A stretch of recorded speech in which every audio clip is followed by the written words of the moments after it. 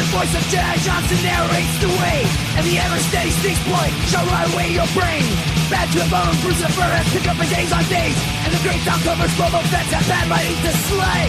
We are all damage on damage. We are all damage on damage. We are all damage. The qualified, we are prepared. Woo! And hello, and welcome to another brand new episode of The Qualified. I'm your cousin Jedi.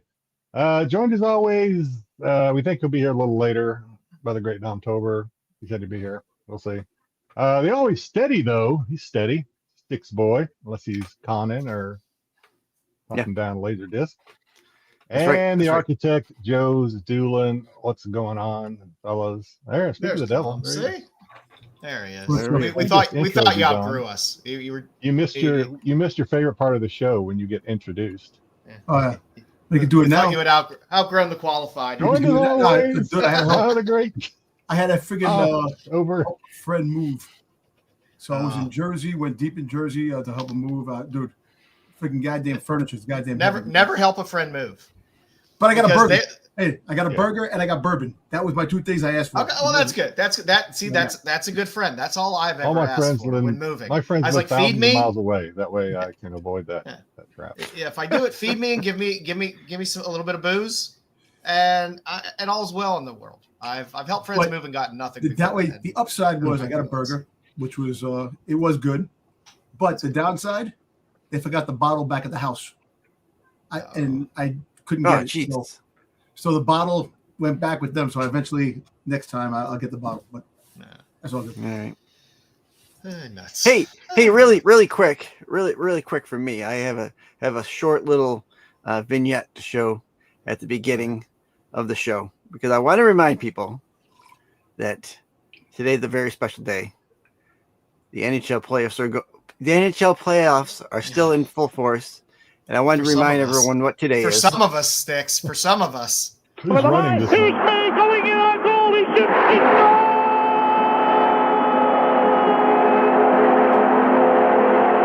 Mayday! Mayday! Mayday! Red Bay wins it in overtime. Red Bay. Buffalo sweeps the Bruins.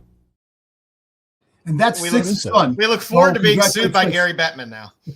Yeah, what is that? What is that sport? I only recognize that sport when it's red, white, and blue uniforms. I don't know what it is otherwise.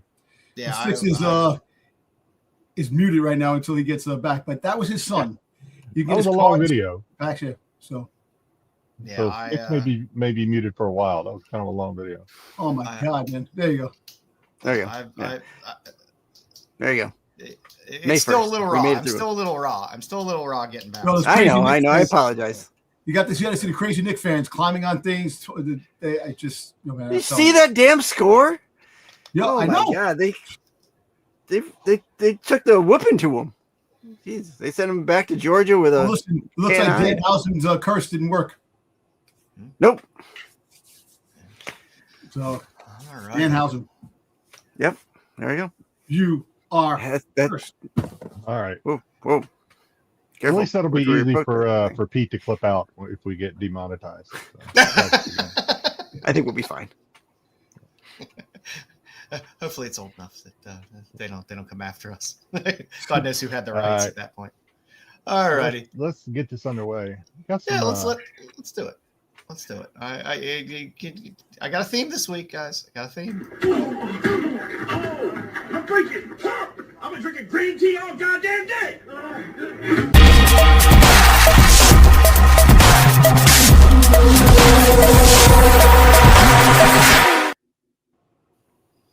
Yeah, welcome to Just Looking In, where I randomly pick books with sometimes a random theme of just books I like. Let's just look at weird books. It's fun to look at weird books. Everyone looks at the same books every week. Let's look at some weird books. Books. So, earlobe. No, it's not earlobe. Earlobes is difficult. That's a difficult thing. Weird people looking at weird books. It's not every day you get. You have to zoom in, Joe. You really got to zoom in to get off on the earlobes. Yeah, that's tough. That's tough. But no, this week I went with bathtubs. Oh, nice. Bathtub. Danger Girl. Yeah, so I figured we're gonna be looking at some Mary Jane covers this week. So we'll be seeing some Campbell. So I was like, oh, Campbell. Oh, there's a good bathtub cover for Danger Girl. So I was like, let's do some bathtub covers. Why not? Just a few. So Danger Girl 2. Nice little newsstand here from May of 1998. Just a good old classic Campbell cover. I love his Danger Girl stuff. It's some of my favorite work of his. You know what was good? I'm not a massive Campbell fan, but I really love all the Danger Girl stuff. The G.I. Joe Danger Girl crossover has some really good Campbell covers. Yes, it did. Definitely did. Yeah, I agree. Some of his best covers. Once upon a time, there was like Danger Girl covers were pretty hot because there was like spec on them for some sort of live action, but that died down years ago. So a lot of these are pretty affordable, I think, for the most part. Yeah. I mean, I could always come across them in a whatnot sale, cheap, or even in lesser dollar bins. Not $1 bins, but you can find these reasonable, and in lots on eBay. A lot of times you can find nice lots. So okay, we'll start off with a little J. Scott and Danger Girl, and let's move on to a nice little Nightmare on Elm Street homage, Elvira in a bathtub. So we have Elvira in Horrorland number 4 from Dynamite. Nice little Johnny Royal cover. I believe they have this in black and white as well. I think only Elvira could see that coming out of the tub and look turned on, I think, by it. I was very torn because I wanted to have an Elvira cover. This is a question for Joe. Yeah. You get a chance. No. Finish. I was gonna say there is another Elvira cover of her in a bathtub, which is from the old Elvira series, where they're not cosplay covers, they're photo covers of her in a bathtub, but the picture was just too small, just didn't show up nice. So that's why I went with this one. So, what's the question? There's a question for you. Yep. Is she shaved or not shaved? I'm hoping not. Are you asking if she's wearing a wig? What are you asking exactly? No. Bush or no bush? I'm going based on the era she comes from in her prime. I'm going for. You're going 70s bush on this. Yeah. There you go. Full triangle, baby. Not even not a landing strip. Nothing. Just full. No, just full triangle. I want the whole thing. I want to get lost in there. And we're getting shaved. Tyson Cosmic. Yeah. All right. So next up. Nice. I will step back. I had to throw Betty and Veronica cover in there. So Betty and Veronica 6. 1987. It's a great Dan DeCarlo cover. I love Dan DeCarlo, and it's Ronnie in a bathtub, so you can't really go wrong. So sure, obligatory Archie cover for the week, which are always good. I love finding these in the wild when they're reasonable. There's a lot of Archie collectors. There's a lot more Archie collectors out there than you would imagine, and with all the Archie homages and Archie variants and stuff like that people do nowadays. I love picking up these older ones. I think they'll eventually have some good value to them, and a lot of them, especially the innuendo ones, all already go for a good bit of money. So there's your Archie for the week. And next up, how about a little Shikari? We'll throw a little Shikari in there. Totally Rad Life Gloria number 2. Not necessarily. Yeah, there's a few bubbles. I don't know what those bubbles are coming from, but they're bubbles. Damn, Shikari. Yeah. I was pleased with it. I was pleased with the size of that. A lot of cake, man. A lot of cake. I figured I'll add that in. That's a good bathtub cover. She's in the bathtub. That's a good Shikari cover. She's facing the proper way for a Shikari cover. Good stuff. Can't complain. Next up, one of my favorites, Faye Dalton, Minky Woodcock, the girl who handcuffed Houdini, number 2 from 2018. Great series. Love Faye Dalton. Fantastic bathtub cover. We'll never knock a good old school bathtub cover.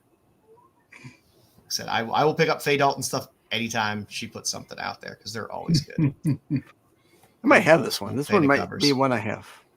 I have this. I have all I don't have many Woodcock's volumes, and almost all of the covers, I believe. Next up, hey, let's throw a little something a little more recent. I was a fashion school serial killer #3, the 1 in 10. I love Tom Coker. Tom Coker doesn't do a ton of stuff anymore, but this was a fun cover. It came out recently. So your theme was bathtubs, not bubble baths, right? Correct. It was just bathtubs. Okay. It was just bathtubs. Okay. Yeah, I try not to be too narrow in my theme. I just keep it open enough so that we could have our bathtubs. So yeah, I love Tom Coker. He doesn't do a ton of stuff. So whenever one of his covers pop up, you read that story, Pete? I mean, Joe. Yeah. It was a decent, fun little read. Like with all indies, it's something that caught a bit of a buzz and then immediately gets forgotten, like all indies. But again, I got a few copies of this book floating around somewhere. No pun intended. And I figured I'd bookend our list with another J. Scott Campbell cover. So there's your Black Cat #1, your Comic Exposure exclusive from 2019. Nice J. Scott Campbell. Fun little milk bath with Black Cat. So I was gonna say if it was bubble baths, my good friend Ali Garza just released some Jinkies with Velma and Daphne in a sudsy shower cover. I was gonna go with shower covers. Yeah. I was gonna go with shower covers.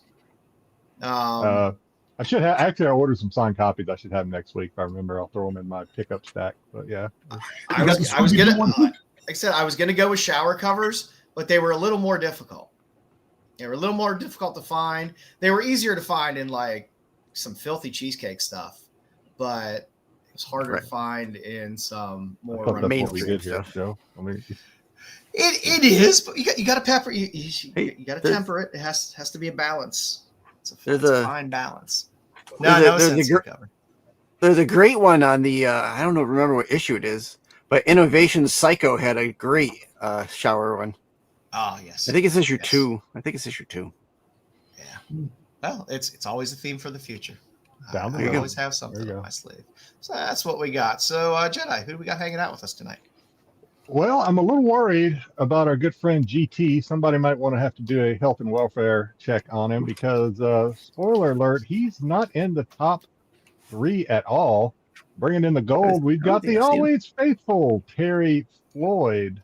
Hey, all. What's going on, Terry? Good to see you, buddy. Nerdy Geek. What's up, Jedi Joe, Dom, maybe Styx, and every now and then, Bruce. What's going on, Nerdy? Appreciate you being here. And rounding out the podium, Paul Gundam. What's up, Qualified? What's going on, Paul? What's up, Paul? Paul's here. Good to see you, Paul. And then Paul adds, looking forward to seeing the Mary Jane picks. Yeah. I'm sure there'll be some that I know there'll be some I haven't seen before, but I kept it to under 100 covers. So it's not going to have 99? Everybody. It's not going to have every cover. 99 covers. Actually, I take that back. I think I went slightly over 100 covers. Oh, yeah. But it's one of those tough. It's one of those tough things because anytime we do any of these segments, you have to edit. We're not going to put out every single Mary Jane cover that ever existed, and people are always going to go, "Well, what about that one? What about that one?" So there's a. I'm not saying they're the best. I'm saying they're hot covers. I like them. If yours isn't in there, shout it out and. We welcome in Cosmic as to what's going on, Cosmic. TGIF friends, let's go. Funky White Boy. Hey, everybody, ready for the big show every week. We try to do a big show every week, but this one may be extra special for you. You're pretty fly for a white guy. Grumpy Gus. Hello, Grumpy and Gus. Still not sure which one's which. What's going on, Grumpy? Evening, all. What's going on, Grumpy Gus? And Tyson, hello all. I is here. Well, we are glad because it would be a boring show without Tyson. And I don't see him yet, but where's BK? We'll worry if Tyson's not in the chat. Right? Jersey Lucky. Okay, yeah. And my Get back alive. actually, Tired as hell I though. still chuckle every time I read his new handle there. Special Ed LeBoo. What's going on? How are What's my up, Ed? favorite Bluebeards doing? We're doing okay. Okay. Getting by. Good, hanging in there. Hanging in there. Let's see who we got. Mama. Hello, Mama Bear. Hello, Mama. Hey, Mama. Hey, Mama. Hey, Mama. Always glad Mama's here. We didn't see Mama this week because we did not have a Nope. Doctor Who rewind. a Doctor Who show this week. So Nope, missed, I was- Mama. I didn't get home till 7 o'clock. You're slacking, I- Spix. You're slacking, man. Come on, I man. wasn't feeling it I was- either, to be honest with you. No, my allergies I- were killing me. I could I- not stop sneezing. I was like, I really don't want to be on the stream tonight. You're a content creator. You got to get it out there. Yo, I will. look at I will Show tell you Speed. my night Oh, after the suck it show, up. but I won't tell you what I Show happened. Speed passed out in a free fall stunt that he was doing. He went into shock and he freaking passed out. Yeah, but So that's his he- job. That's his he job, does though. it. Like He's a content creator for me is like 7th on the tier of things Who in my did- life. I missed who that was. Who did that? I Show Speed. So apparently he did a stunt where he Oh, jumped and he free okay, falled onto a net.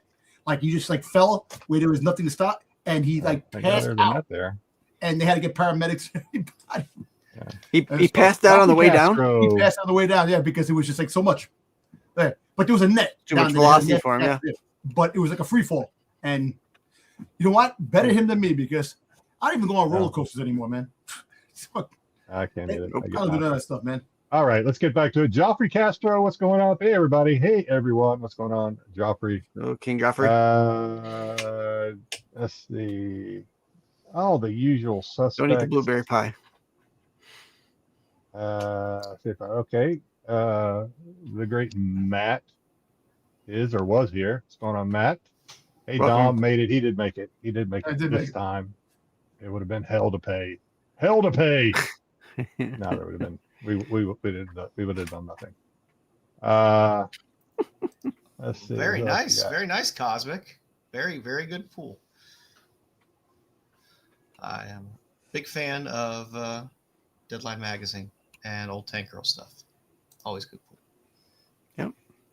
Let's see. Make sure I didn't miss anybody. Oh, we got Matt. Matt showed up there. There's Matt. Yeah, I pulled Matt up already. He snuck in there. Yeah. All right. And I think that is. Oh no, what's going on, Jason? Halloween Night Hey. Dance and Tank Girl both have great shower covers. Yes, they do. The Tank Girl shower cover is one of my favorites. Yep. Which is what kind Speaking of made me of, think about shower covers, and then that led me to bathtub covers. Speaking of Kickstarters, which we weren't, but anyway, just saw a new Kickstarter drop with 4 Dravakis covers. Every time I think I'm going to stop spending money on Kickstarters, they like. I funded the three Kickstarters in one day this week because I went to one Damn. and funded it, and I was like, "Oh shit, this one's out there too. I better do that while I'm logged in because I don't feel like logging in again." And then I found another one. And I was like, "Oh shit, I better grab that." Shit, I wanted to fund that G.I. Joe Kickstarter. Yeah, those are all. Oh, way- that's always a way heavy too lift goddamn right there. It's expensive. like I know. Yeah. It got expensive. And then the incentives are pretty cool. It's just, I don't have the freaking money for that shit, man. A lot of stuff, man. They always got something that's dropping that I don't have the money for. yeah. All right, Stay away from Kickstarters because there's always I hear something. you. about ready to do some pickups? I want some pickups. Well, he snuck in. Yeah. There he is. Oh, I was there's wondering where he BK. was. There we BK. go. What's Great up, man? BK. Let the cheesecake flow. Hey, can I go I think, real quick? I think BK is a closet cheesecake connoisseur. Yeah, I'm thinking he is. I I'm thinking there's there's short boxes upon short boxes of smut think he likes it. sitting around his house. What are you saying, Dom? Can I go first? I have one thing. Just I got a quick one thing. Yeah, you got it. We'll load you up here. I was Get able to back pick your up the Galaxy's Edge Echoes of the Empire, the 125, the John Gang There you go. cover. Luke and Boba Fett. I'm happy about that. Didn't get a chance to read it yet. I got it, so I'm happy about that. Because I got a nice. Boba Fett. I got a signed Boba Fett card in the mail today. I'll show it next week, maybe. You know, the 1 in 25s, like Star Wars, they're not making a lot of them now, if you really think about it, because Star Wars books don't really sell like they did. So no one's buying 25 copies of a comic book to get that 1 in 25. So You know why? You know why? Because fool me once, High Republic. You're not gonna fool me again. Yep. yeah. Well, A lot of stuff, man. It did. Yeah, the High Republic. It's a shame. It was a great idea to a point where it went longer than it should have. Yeah. Yeah. It was a little messy. Yeah. My next. Yeah. We'll throw you up there, Jedi. All right. What you got? Make sure I got all. Hopefully, I got all the naughty bits covered. Well, right off the bat, almost. So actually going to talk about Miss Meow maybe a little bit later when we get to the what we're reading segment later in the show. But I did pick up this Miss Meow, Brian Miraglio. The reason I picked it up, man, it's a PH2 copy, but he also signed it. Where's it at? Where he signed it? It's like right there. Yeah, right there. It's the comic, huh? So he signed all these, which he doesn't sign a lot because I think he's from Argentina, I think. But we also have the topless, which he also signed, and the full naughty, which he also signed. So I picked up. I'm kind of a sucker for gimmicks sometimes, so I like to get first signed, which I know doesn't mean a lot, but still, I'm a sucker. So I picked up Sora Sung's first signed Supergirl. Nice. And also her first signed Harley Quinn. Cool. So you've seen this before, but this is the metal copy of a friend of the show, Garrett Gunn's soon coming, I don't know exactly when, Saturday Morning Showdown comic. Oh, yeah. Sweet. Which should be not too long, maybe. Yeah, he cranks stuff out pretty fast. Yeah, he's. I'm surprised he one of these days maybe he'll catch on and get a DC or a Marvel. I think he'd be a good DC. But his stuff, he said one time, I don't know if he said on the show, he said he really doesn't like to be tied, like have his handcuffs. Yeah. Like what he can and cannot ride. He likes a little more freedom. That's what he said. So also with Garrett, this is a Fangers. I forget which Fangers it is. Fangers, I forget which one. But it has Garrett's remark and then Sora Sung's remark at the top, and they both signed. All right, this was on my 2026 want to get list when we did that back in January. So I finally got it. This was signed at MegaCon. I picked it up on Whatnot.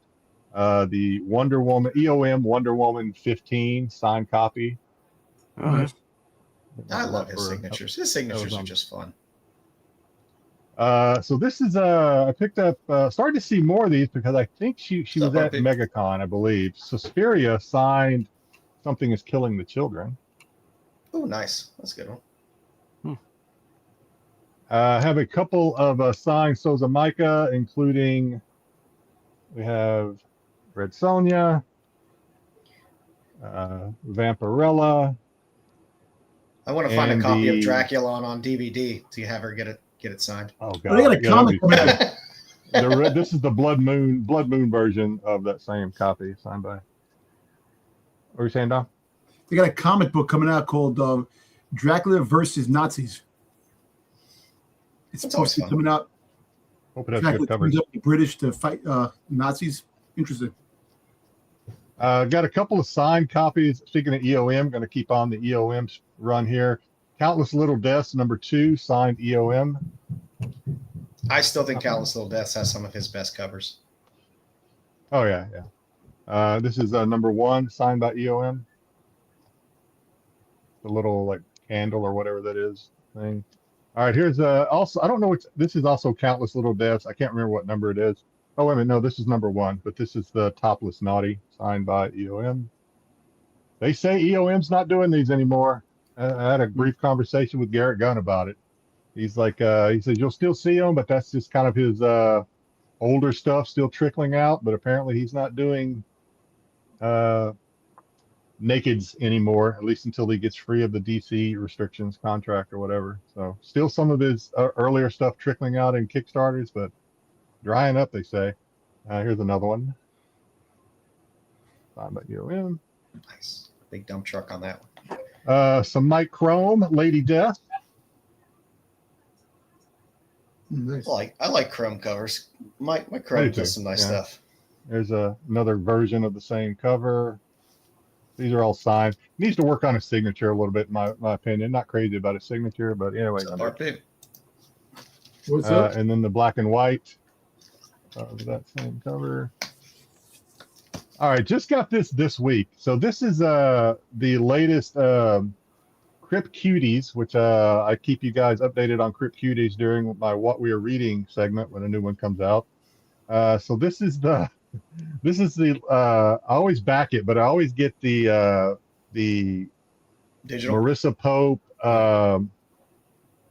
I forget what they call it, Marissa Pope, where she writes little like random comments or whatever up in the word bubble. So this is the one I have. I just got this in the mail this week, number 7 of 15. It says, I guess she has to try and be original. I would too if I were her. I'd try to be original, and I can't get easy like trying to be original every time. This one says, ask people after sex if it was their first time. It's kind of a random comment by Marissa Pope. All right, there we go. Picked up some Carla Cohen Wonder Woman. Got that one. Got that one. And then the foil as well. These are signed by Carla. That'll go okay. All right. Got this from this is I'm almost done, guys. The Massacre at Pigeon Roost. This was a Kickstarter or by I don't know if it was by Comics Elite or who did it, but anyway, these are signed copies. Signed copies by Vampirella. I like that. That is nice. I like this cover. I haven't read the book. I haven't read it. It's a good cover. I mean, that's a close-up version, and then you have the full trade. That's really good. It's really good for a cover. Yeah. No, yeah, I like the. I haven't read it. Have no idea what it's about. Obviously, it looks like a horror, but I like the cover. It's kind of. And then lastly, I don't pick these up very often anymore because I'm kind of a sucker for condition. But I picked up a Vampirella number 70 magazine. Oh, there you go. Oh. Is she human? Monster. Yeah. So that's it for me. I'm sorry. Those magazines are still some of the most beautiful things out there. I love old Vampy magazines. Yeah, the magazines were good back in the day, man. You see, you got to love the 70s, man, and the 80s. What they had. What you got, Styx? It's really good stuff, man. I got Bubkus. Nothing this week. Okay. All right.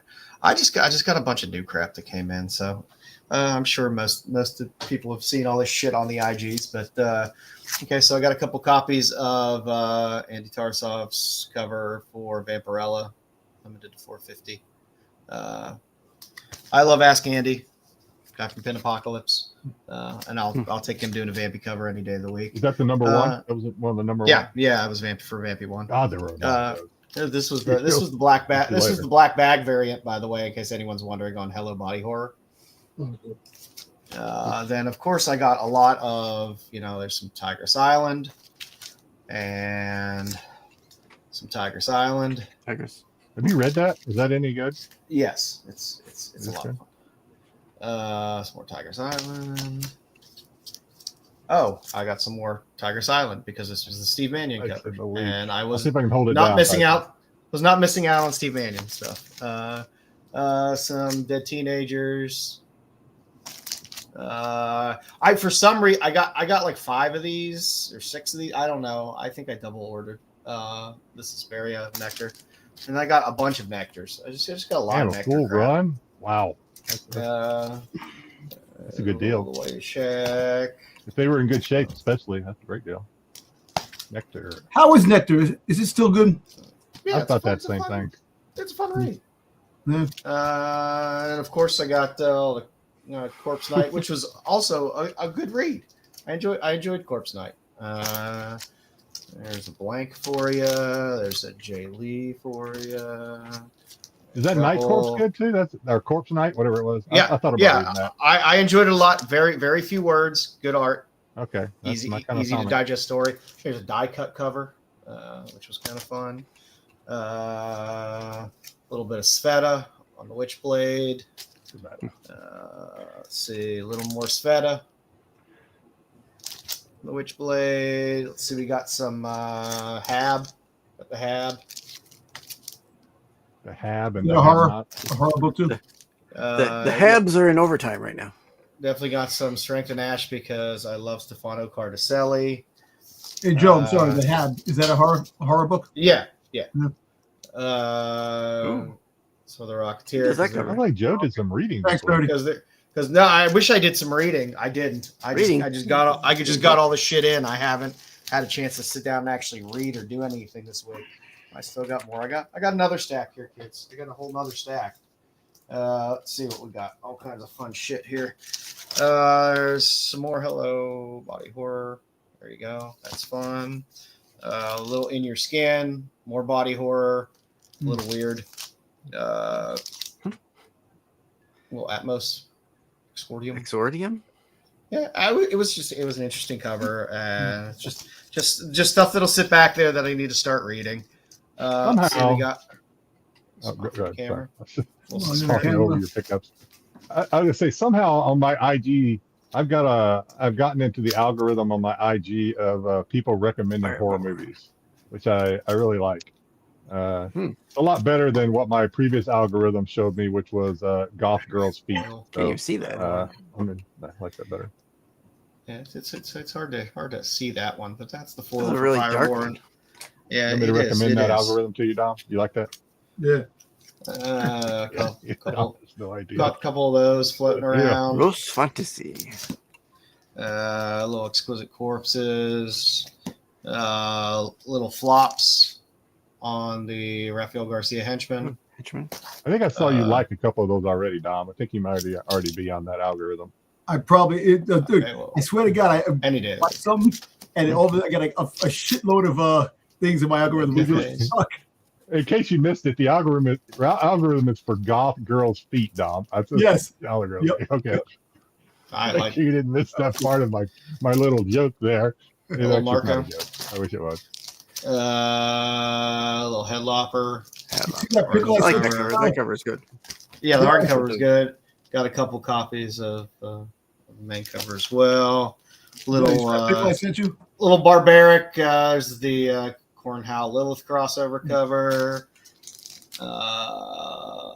Luana Vecchio cover. You gotta stop covering the nips. For the win. Try harder next week. You gotta stop covering the nips, man. Just let it go. Jim of Food 1 and 25.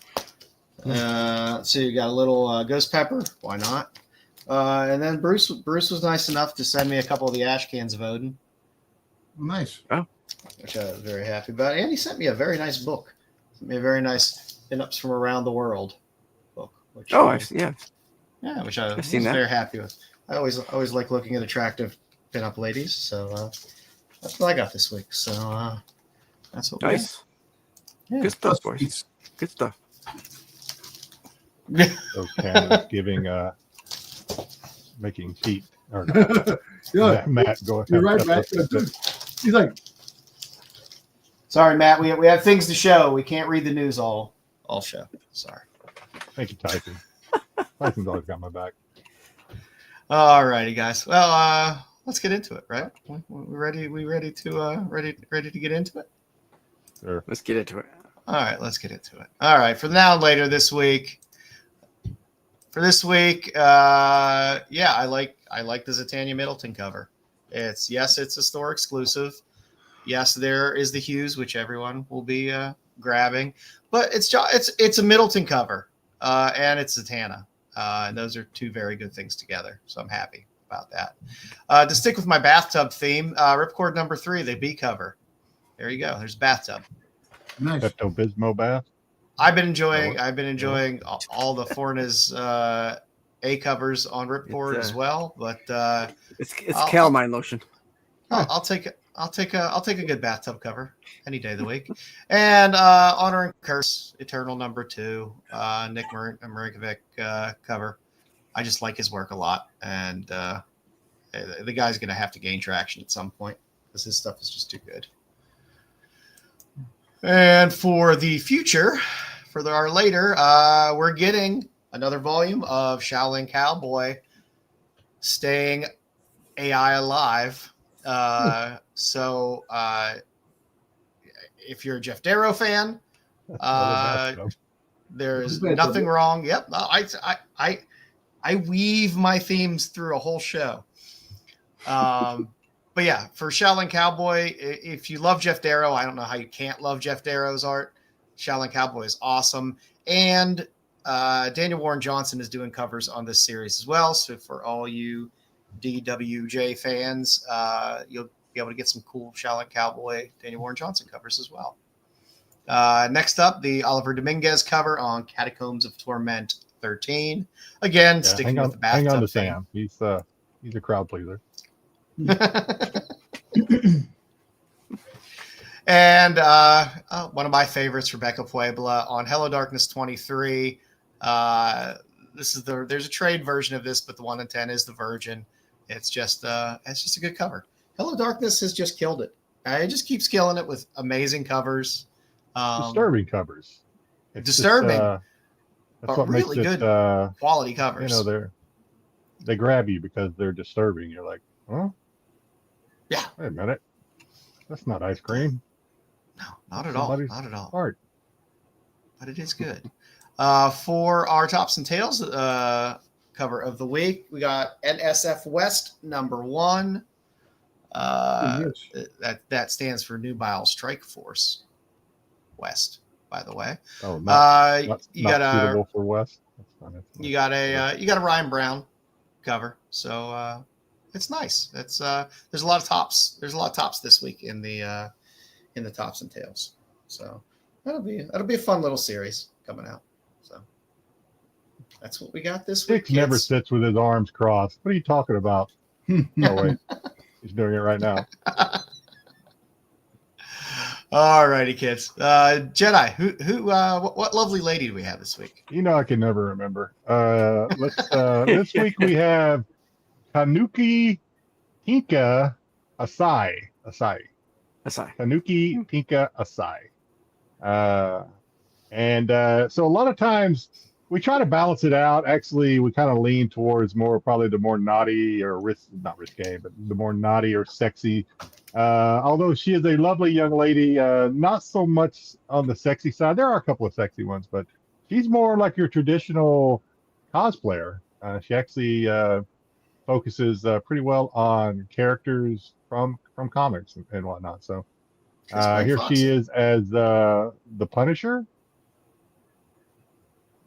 We have her as a Wonder Woman, sexy beach lounging Wonder Woman. As again, a little sexy. What was the rabbit in oh God, I always forget her name. In the basketball Space Jam show. Space Jam? Yeah, I can't remember. Was it not Honey? What the hell's the name? From Space Jam. Yeah, Space Jam. I can't remember the character's name. It was the female rabbit that had common sense while all the other characters were. Yeah, the one that they freaking took away her rack in the new movie because they said it was too much for a. Yeah, oh, really? she got the Kat Dennings treatment. Yeah, we won't watch the new version then. And then we have some Alita, which I saw this thing on YouTube about asking people, the YouTube content creator was complaining because I agree 100%. Why we have not gotten another Alita movie, I have no idea. It was pretty good, the first one. It is a shame. I enjoyed the first one. Yeah, it was really good. I don't understand it. It's just it falls in that category of what the F. And then we have some Padme, yeah. Have some what's that character? I can't remember. What, Magic? Magic. I always want to say Mystique, but yeah, is it Magic or Magic? Well, I don't read Marvel. We have some Fifth Element. Ooh, and trying to add some variety. We have some Scott Pilgrim versus the World cosplay there. We don't see that every week, do we? It's Sex Bomb. And then on our final slide, we also don't see Hellboy every week, especially a Ginger Ben Hellboy. That's the most hit we've gotten out of this so far, so that's pretty nice. Yeah. Hey. So here we have Hellboy giving the bird, and that quick and easy. We don't really obviously this segment went a little Yeah. quicker than it normally does because we didn't ogle too much on this one, but a more of a serious cosplayer for a young lady. But she does especially. good. She And did a she job. is an attractive woman. Yeah. Yeah, she's a lovely young lady. Yeah. And we get a little tail on this final one. There you go. Yeah, a little bit of tail. A little big tail. Nice. Excellent. Excellent. All right, Jedi. It's that time. Oh, when you say that, I always think we're about to roll into the that's not a comic. All right, yeah. 5-minute Vampy this week. Let me pull up this thing because I Can we make it 1 minute? We're going to look at Vampy #1, the new Vampy that dropped last week. So it's been a week. Spoilers be damned. If you haven't read it, maybe you'll take our warning and don't read it because talking to Joe before the show. We're going to go through this. I was talking to Joe before the show. I don't know. You guys let us know in the chat. Let us know if you guys want us to keep doing this one because I don't know. This is again by David Priestley or David Priest. Christopher Priest. Or is it Christopher Priest? I go David. Christopher Priest. But anyway, lots as with any Vampy #1, a ton of covers. This isn't even Whoa. half of them probably. I mean, just a ton of covers. So we have the Perillo. That's the A cover. We have some Elias. We have some Derek Chu, Lisner.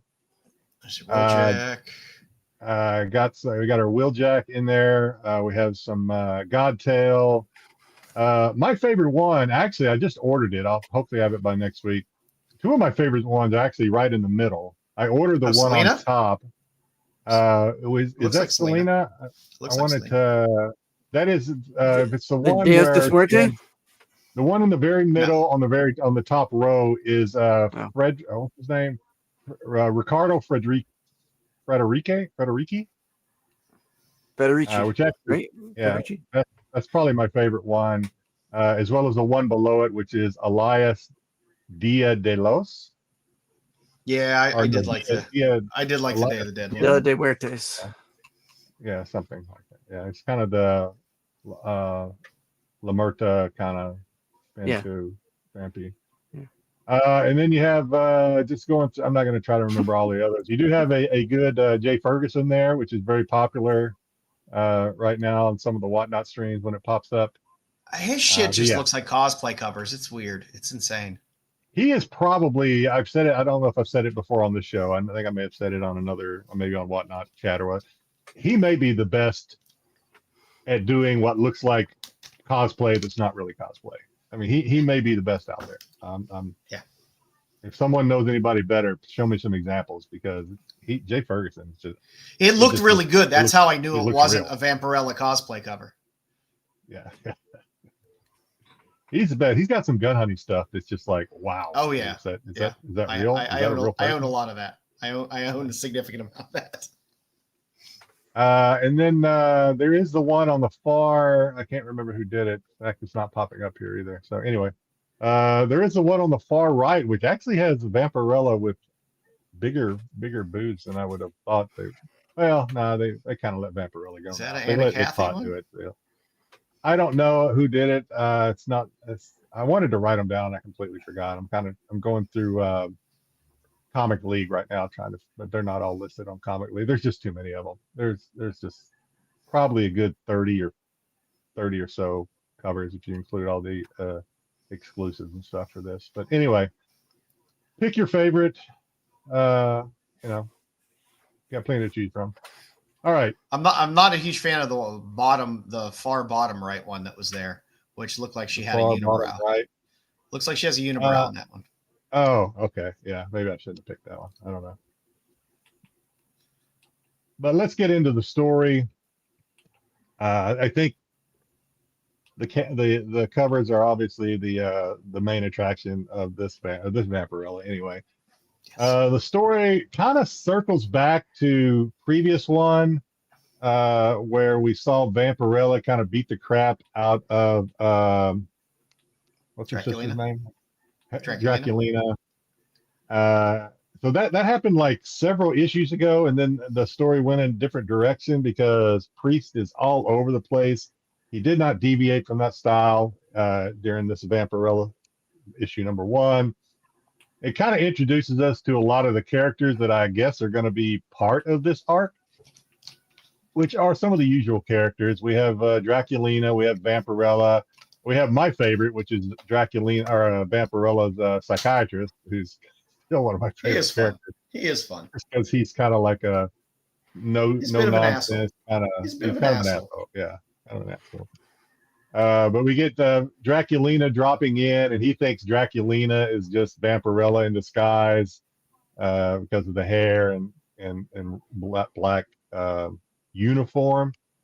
But she keeps saying, "No, I'm not her, you idiot." And he's like, "Okay, whatever." So we get that. We're gonna go through this loosely.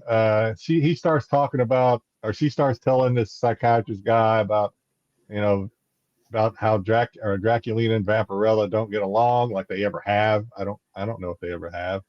So we get a little fight scene between the two of back in the day, probably around the time Draculina stole Vampirella's baby or whatever. The neighbors call the cops and they both fly away. And then we get Draculina is kind of undercover in disguise, working somewhere. And this guy up here with the smug look on his face, he's also a Draculon, I think. Where he comes from, I don't know. I've never heard this guy before. I didn't care. Still don't. And then we get this other character. He's kind of like, I don't know. At first, I thought it was Draculina's aide. I like the little.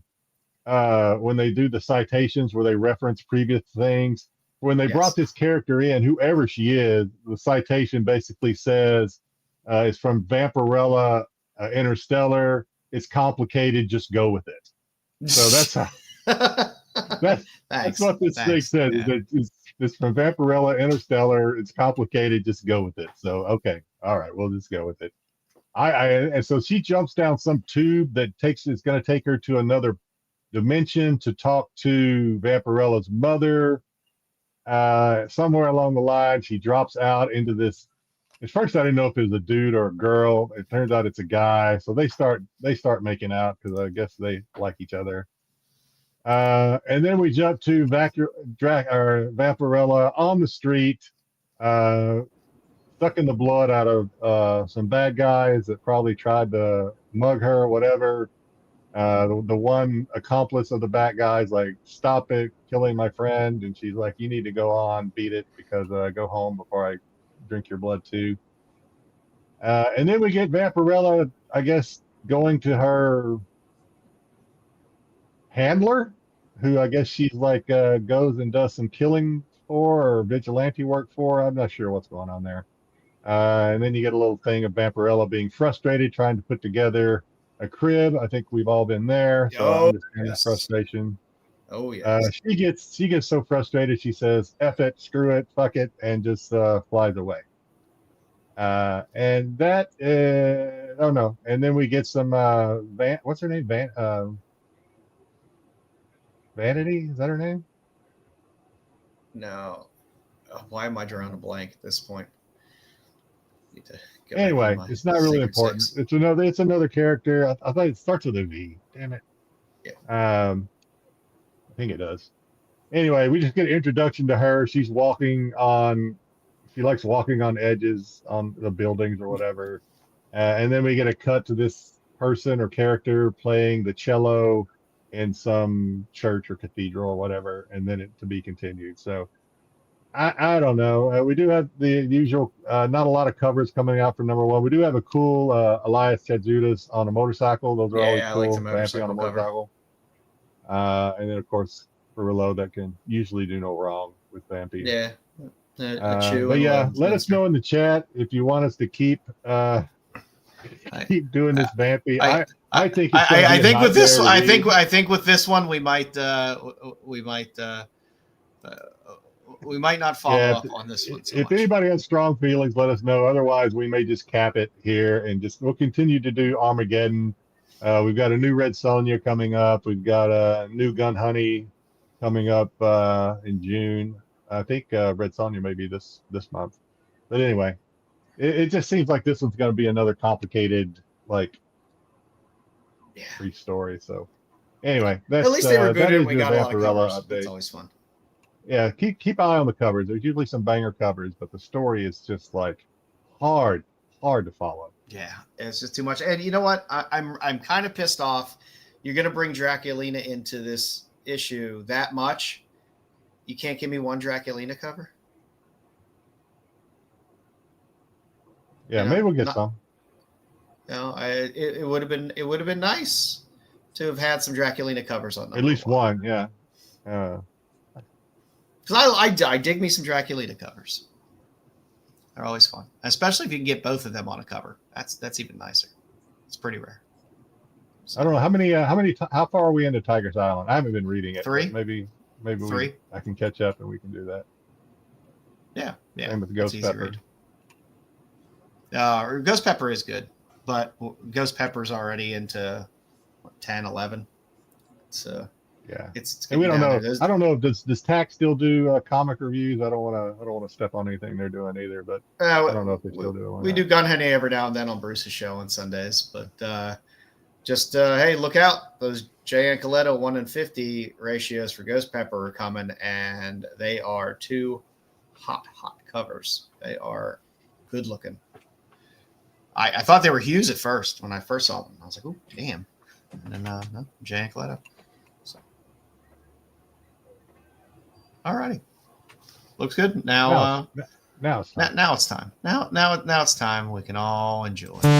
It's time for the That's Not a Comic, That's Not a Comic, Salia Comic, Salia. It's time for the That's Not a Comic, That's Not a Comic, Salia Comic, Salia Comic. Oh, cool.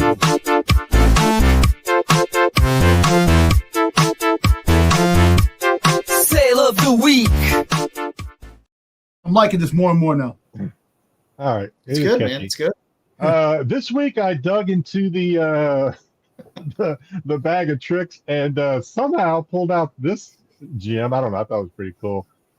These are novelty, I guess, light switch covers. Plate, yeah. So I don't know about your parents growing up. My parents would never do this. If I was lucky, I might be able to put some Batman stickers on my light switch, but my parents would never go out and buy me a Batman or light switch cover. That just wasn't going to happen. But anyway, they were out there. This Batman from 1977. This is a Sears product from Chicago, Illinois. This went for a best offer accepted, $30 back in early March. So hopefully, I don't know. I'd like to see it stay in package, I guess. Hopefully they don't open it up. Oh, I'd have to take that out. I would put that. I would definitely put that on the wall. You put that on the wall? The old, if it was if it was the old Super Friends ones, yeah. Yeah. All right. Or if it was the Superman one where you could play with his dick because that's where the switch is. Maybe. Actually, the switch should have been down a little bit more on that switch. You're playing with his outer, his outie. Play button. We do have a Wonder Woman as well, also from 1977 Sears, Chicago, Illinois. This one actually was a $39 best offer review back in mid-March. So a little bit more for the Wonder Woman than the Batman. That's a little surprising. Yeah. She does have cleavage. Yeah. And then this one, the last one on this slide anyway, the Superman. I couldn't find any date, couldn't find anything about the brand, who made it. For all I know, this could be something somebody made to look antiquated, and it's really not. I don't know. But anyway, it only went for $15. It is quite worn. It's not colored, really, unless it's supposed to be Superman in a white uniform with a sleeveless white uniform. I don't know. But this was two bids for $15 back in early February.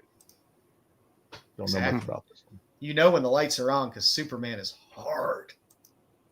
It didn't say it was glow in the dark, but it almost kind of looked like it could glow in the dark. You gotta do is when you flip the switch, you have to have one. You have to have one of the lighted switches. Yeah, that's what you have to have for the Superman. You flip the switch and you hear it giggle. Yeah. Your light All turned right. red. We do have some Marvel stuff here too. I know Styx is already looking at the last one. We have Incredible Hulk light switch from 1979. Could not find the manufacturer on this one. But hey, that's a nice Hulk outlet for the cover. win. I would put that up. I think that's hilarious. Yeah, this one's already out, so I wouldn't blame you for putting this one up. I probably might, I'd be afraid I'd break it. But yeah, Hulk for the win. This one went for almost $70 back in mid to late February. See, Marvel novelties are more than DC novelties, man. Yeah, in this case, a little bit more. We had the Amazing Spider-Man from. I had to do a little bit of research from what I came up with. I think I actually looked at some other auctions for this one because this particular auction did not list the manufacturing date, but I found some other auctions of the same cover that did. 1977. This is an Edmar Creations Incorporated creation. $35 back in late February. And the one that Styx is already drooling over is the Star Trek. I didn't see any Doctor Who, but the Star Trek light switch from 1970s. This is from Glowplate, Angelo Brothers, Colorado. Our company, I'm sorry, not Colorado, company. And $40 fixed price back in early March. I'm wondering whether it glows in the dark or whether it's just like black light reactive. Not sure. It is cool looking. Star Trek. It'd be kind of cool if it did glow in the dark. I would hope glow in the dark because not many kids had black light in there. Yeah, I don't really. Did they do black light in the 70s? Back in the 70s. Oh yeah. Do you really want a black light in your room though? Oh yeah. Yeah. What else am I going to use for my black velvet posters that I have? Yeah. Well, there you go. I'd be scared to have black light in my room as a teenager. That'd be terrifying. A Rorschach out there. Yeah. And then because this is the qualified and they were out there, so I'm going to include them. We have some kind of silly, naughty ones. We have a man on the scales. Now his switch is where it probably should be. Man on the scales, 1954 Tommy Scales porcelain, made of porcelain.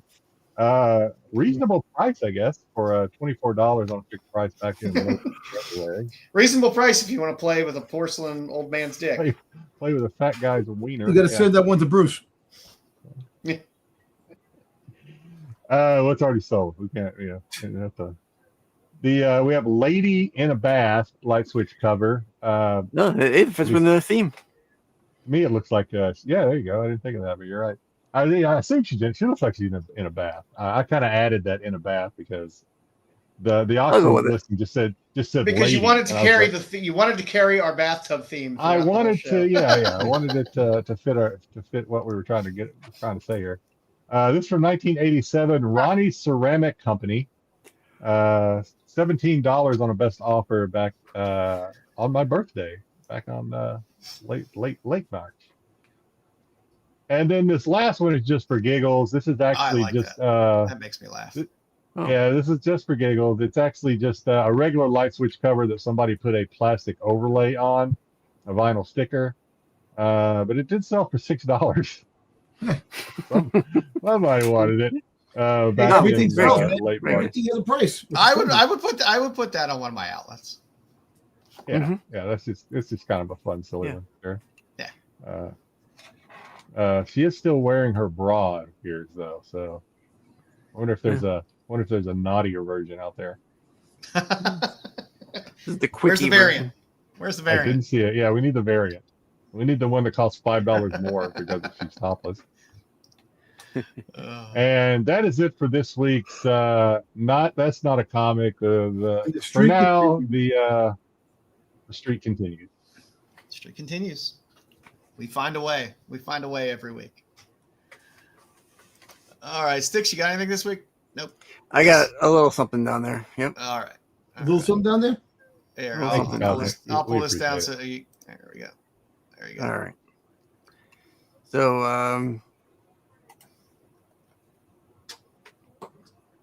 as I'm sure everyone knows, this week we lost Jerry Conway, a huge fixture in the comic book industry for many years now. Not to be confused with Conway Twitty. No. Not Conway or the Tweety Bird. So, You know the 20 bird. So I thought, just you're going to get a lot of people talking about the stuff he's done with DC and Marvel. I thought we'd go back, just look at the beginnings, a little bit of what he started with in DC and Marvel. Not a lot, but just kind of go just a quick overview of his early career, where he started. So from 1975, he did some work for Atlas and Seaboard Comics. So Atlas, which was spun off of the Marvel Comics of sorts. You get Destructor #4, which he wrote. Destructor. John Target, Manstalker. Loving Tiger Man. And then Tiger Man, he did issues 2 and 3. Yeah. So some of his earliest comic book titles right there for Atlas. And then he went on to do some other titles for other. Here we got. Now this one's hard to find. If you find it, it's because it's a kid's book. It's one of those little digest size. It's Disney Adventures. It's volume 5, number 4, which he does an X-Men story inside of this little magazine for. I guess it was around the time of X-Men the animated series. So you get Gambit and Wolverine there on the cover. Up next is the Unknown Worlds of Frank Brenner, number 2 from 1985 from Eclipse Comics.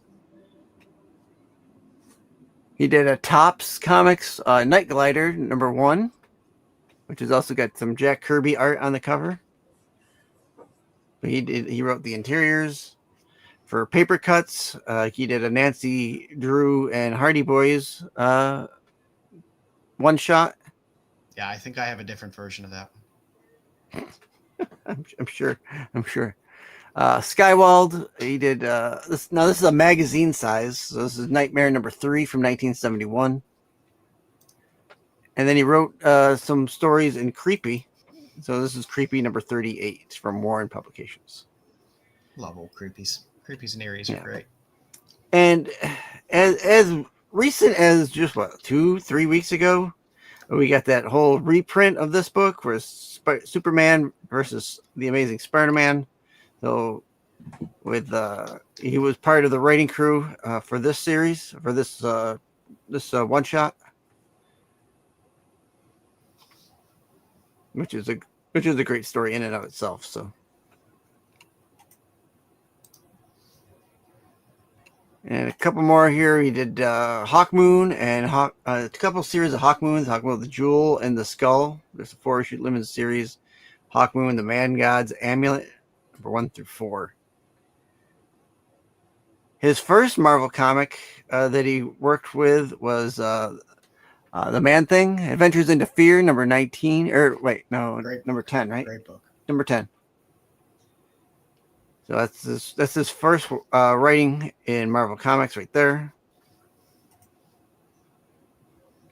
For DC, his first set was these first issue specials.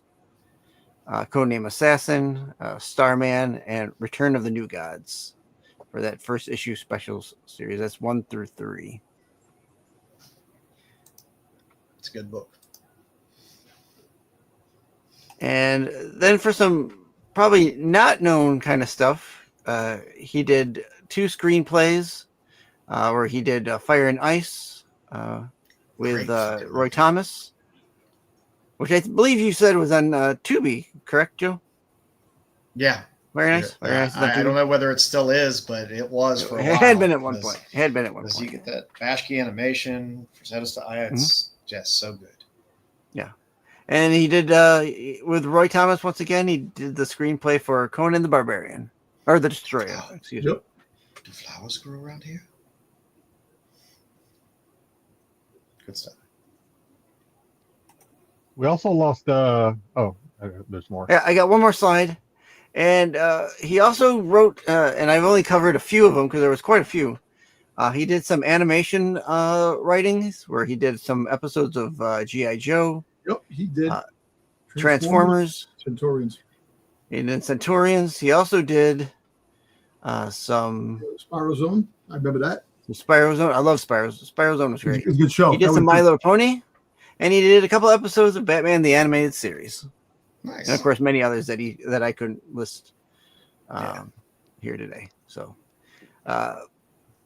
great career. I mean, he's gonna be well missed because he was still really working up until recently. So, I'm sure there's some stuff he was working on that hasn't come out that we'll probably see in the future. So, hey, he also in the news this week. Since we're celebrating the life of and some moratorium of Vampirella coverage on there.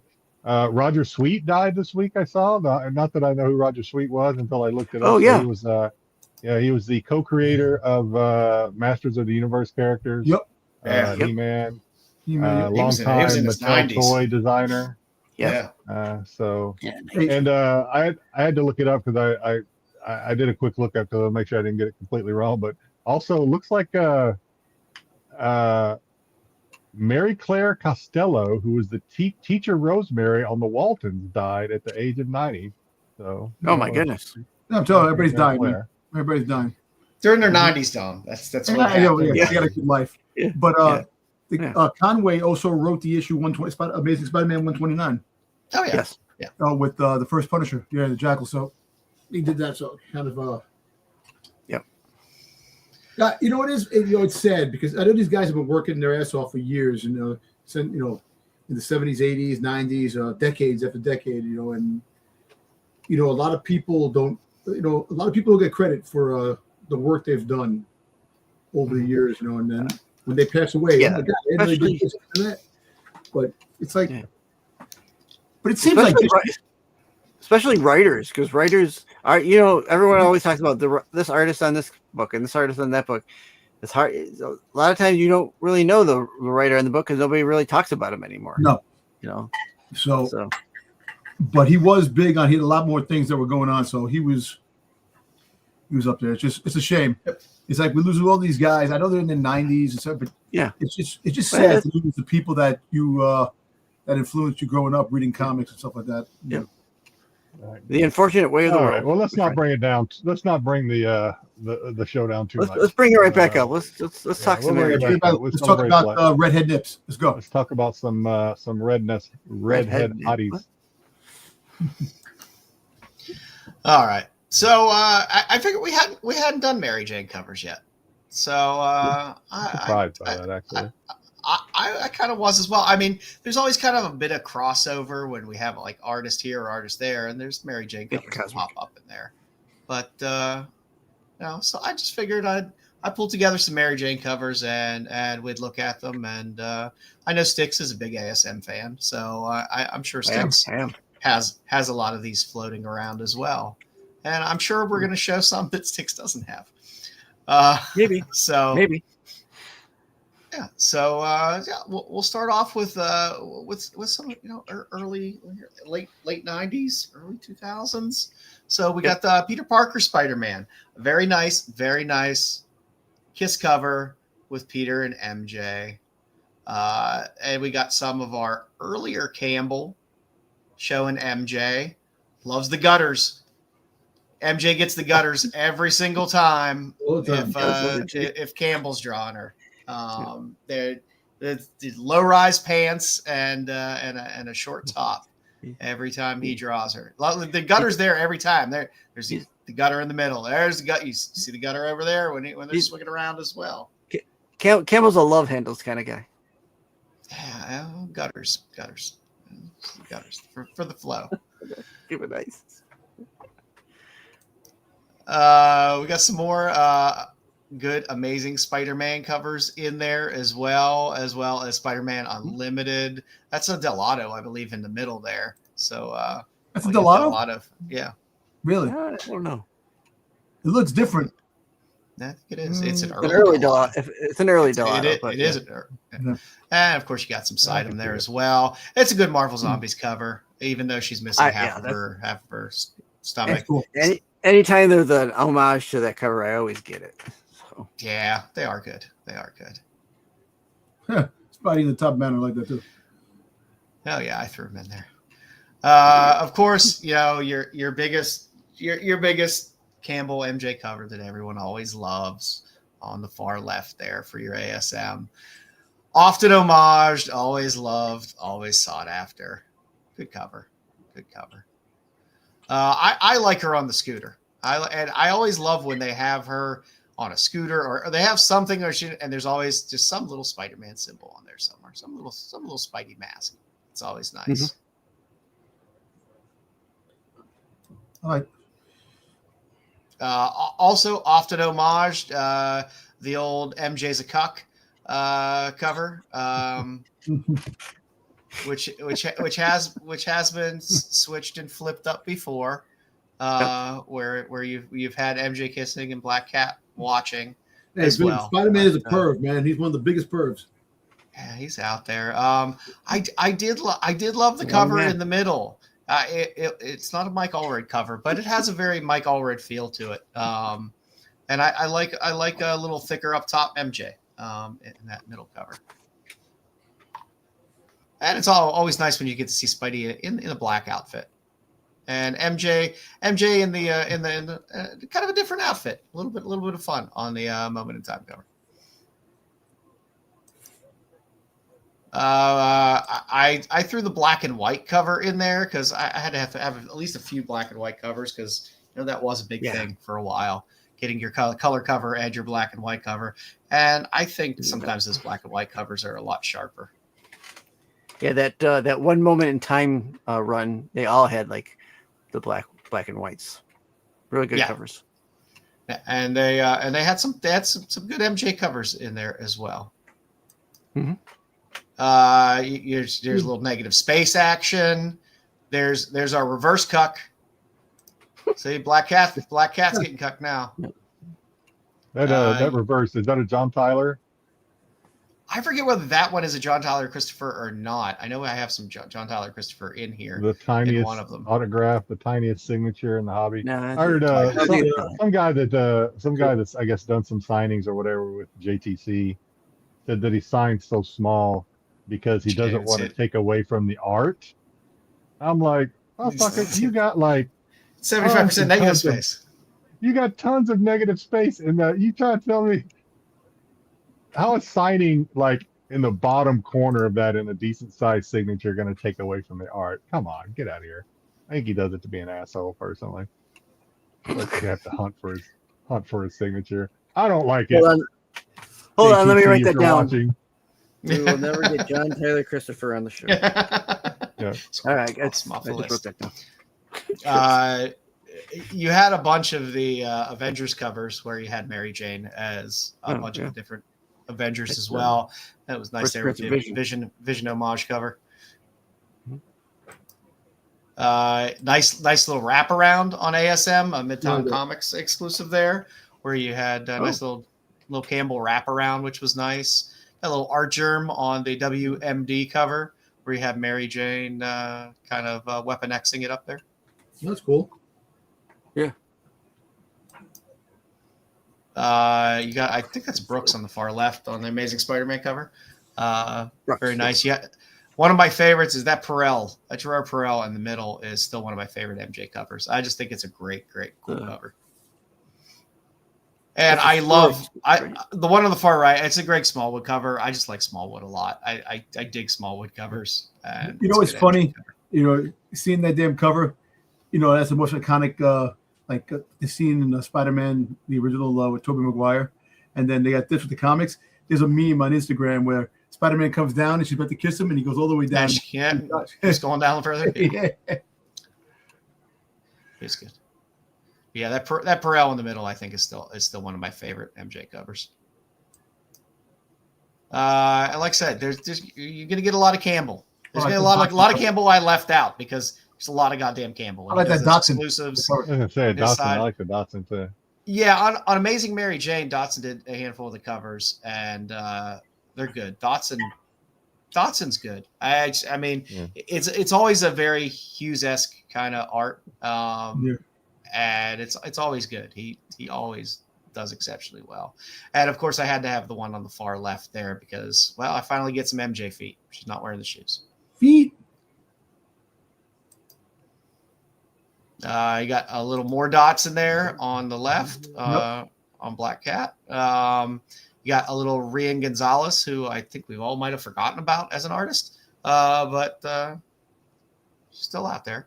A little MJ in the middle. I did kind of like the MJ dressed as Spider-Man on the far right. It was kind of fun. It's a nice cover. And she's shooting webs instead of Peter in that one. But I'm sure Peter will be shooting some webs soon enough. Oh yeah. You got your obligatory In Hook Lee Come Hither cover, which he did for a handful of characters. So you had the Amazing Spider-Man. You had on the far right. That was just a cool cover. I forget who did it, but it's a pretty nice cover. I didn't have the time to write down all the names of all this, and I wasn't going to remember it. So, of course, you got to throw in a Hughes. That is one of the sexiest Mary Jane covers. Hughes knows how to draw MJ. And actually, the one in the middle, I believe, is a JTC cover.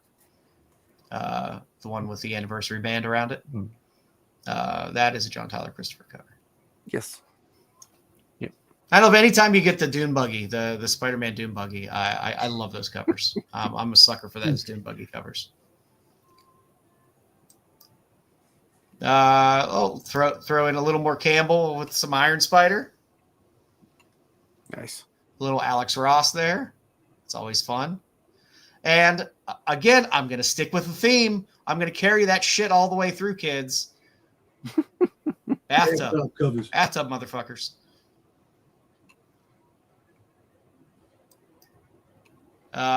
Lovely Bruce Timm cover. I have that Mary Jane cover in the middle. I like that cover. That's a Shannon Mara in the middle. Shannon Mara, yep. Of course, Campbell. Campbell loves his MJ covers, man. I do. The one on the far left, I just dig that cover. It just kind of feels dirty, and I enjoy it. It's actually is like strung out on drugs. He's like he just like shot up some. I don't think that's a Dell'Otto. It might be a Dell'Otto. Carrie Andrews in the middle. Carrie Andrews is one of the few. Carrie Andrews, to me, kind of draws some of these characters, and they feel a bit McFarlane ASM-y when he draws some of his characters. And I always dig it. I see that. Especially some of the MJs he's done look very much like McFarlane interior Mary Jane stuff. And we got a little I'm wearing a dirty dress. I'm a dirty girl. You got your obligatory Dazzler cover. Got a little Edge of Curry there. Again, I love the Spider-Man Doom Buggy. It's fun. We got a little Snow Bunny. We got a little Snow Bunny Campbell MJ. So decent MJ covers. Of course, I have to throw in a few Art Adams covers as well. I'm a sucker for Art Adams covers. I don't care what people say. I love them. Lyrics? Got a little lyrics. Yeah, there. You got a little lyrics there I think as I have well. that one. I think. I have a signed copy of that one, I think. I think I probably have it somewhere because I got so much of her stuff. Got some more Art Germ there. That's the one where they did a lot of the half and halves, where you had half Mary Jane, half Black Cat, all Black Cat, all Mary Jane. Of course, a little more Art Adams in there. I just dig Art Adams shit. Lobos did a few of those exclusives, which were quite nice with the whole Mary Jane Venom thing, which were very. It was a nice set of a few books, which were pretty hot. I think this is a Ariel Diaz on the far left. Diaz, yeah, and you got the little Zerdy in the middle, and with your facing tiger. I like Land. Yeah, you got a Greg Land one, which I'm sure he's used that pose probably 70 times on covers. I know. He copies other stuff. I know that, but it's just the way he draws some of the cover. When he did the ultimate was it the Ultimate Fantastic Four with the first Marvel zombies? I like the way he drew it. He does good stuff. He's a talented guy. I just sometimes he's actually going to be at one of. He's going to be at a con. He's going to be at a con. I forgot what con he's going to be at. I don't get a commission from. Need to get some commissions now from people. Oh, is that Ivan Tao in the middle? Ivan Tao in the middle, and then a couple in Huckleys in there as well, which I like. I love the Amazing Spider-Man torn cover. I think that's just a beautiful, beautiful cover. Very underrated cover. The Ivan Taos are fun. He actually has a few MJ covers. I like the Ivan Tao too. You got Hughes was doing these Black Cat covers. So you get a little Hughes, a little twofer there, Black Cat and MJ, which is nice. You got Black Cat Jackpot, where he had some fun covers as well. Who's that last one? The one on the far right is Hughes. No, the one on the far left. That's Hughes? Okay. The one on the far right's Hughes. I thought you were saying the one on the far left was Hughes. I was looking at it and I was like, okay. No, the one on the far right's Hughes. All right, yeah, I see it. The Ultimate Spider-Man was a good cover as well. I believe that was a Brooks cover. Who is that? Which one? The Ultimate is that? I think is that Dotson or is it Hughes? Actually, yeah, it was Dotson because Dotson started doing covers later into that run. Then you got your Art Germ in the middle. I love the Amazing Mary Jane cover with the little clapperboard, movie clapperboard. Those were just good covers. I wish Art Germ would do more stuff like that instead of the same pose he does all the time now. And there's who was that? Ashley Whitaker, I think, on the far right there.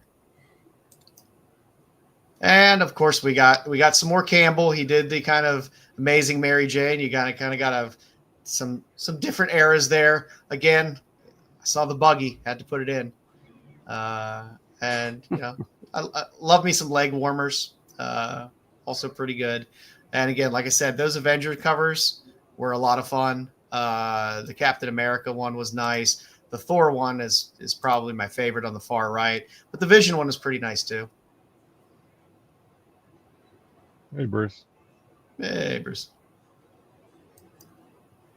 I got a little more Ivan Tao there in the middle. Got a little Nakayama there when they had these Mary Jane crossover covers on different titles. We had it on the Gwenpool.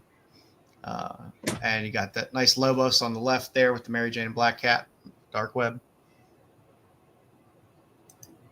You said the one in the middle was Tao, right? Yeah, that's Ivan Tao. Okay. And then you got Nakayama on the right and Lobos on the left. Yeah, I've had to throw in that Gwenpool for you, Nerdy. You got nice Sabine Rich in the middle from the New York Comic Con exclusive, which I love. Sabine Rich is great. She does beautiful stuff. I wish she would do some more stuff because I do like her work a lot. And you can never pass up a Face It Tiger. Just hit the jackpot cover, even though they were doing those as the Mary Jane crossover covers. But it's fun as Black Bolt. And of course, we got our little. We had to have a couple swimsuit covers in there, so we got our Marvel swimsuit special.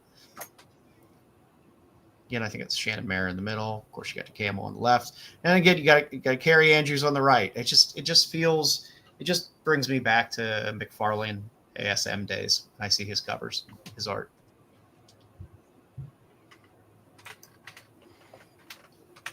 And of course, I had to have that Talavera in the middle, which was, again, a simple MJ cover, but a goddamn spot-on perfect MJ cover. Who did the one on the left with the U.S. That's flag? Hughes. Oh, that's Hughes. Oh, yeah. I have to get that one. Which is a good one as well. Route 66. And again, you got another Talavera there. A nice little just sitting relaxing MJ. The Renew Your Vows one in the middle. God, I can't remember for the life of me who did that. When I'm putting these in there, I'm like, oh, I'll remember that. And then I never remember because I'm an idiot. But they had a color and the black and white. And the black and white was just very nice and stunning.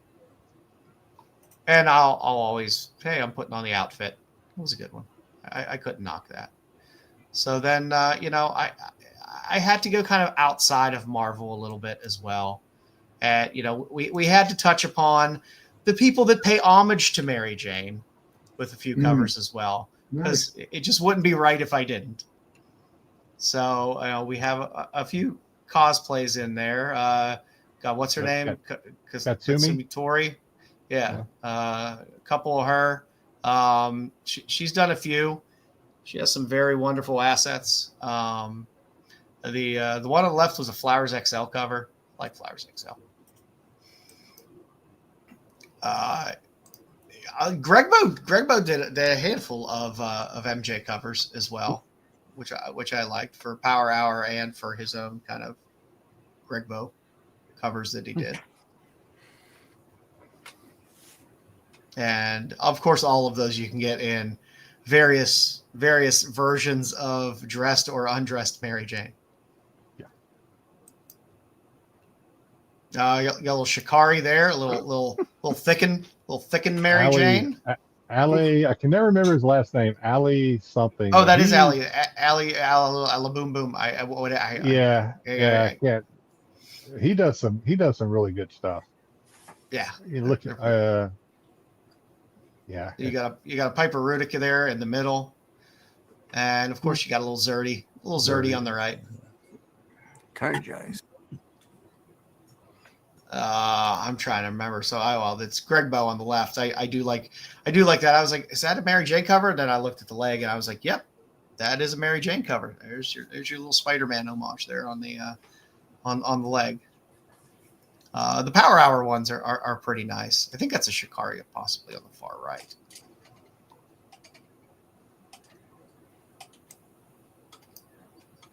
And that's what we got. That's what we got for some Mary Jane covers tonight. Thank you, Joe.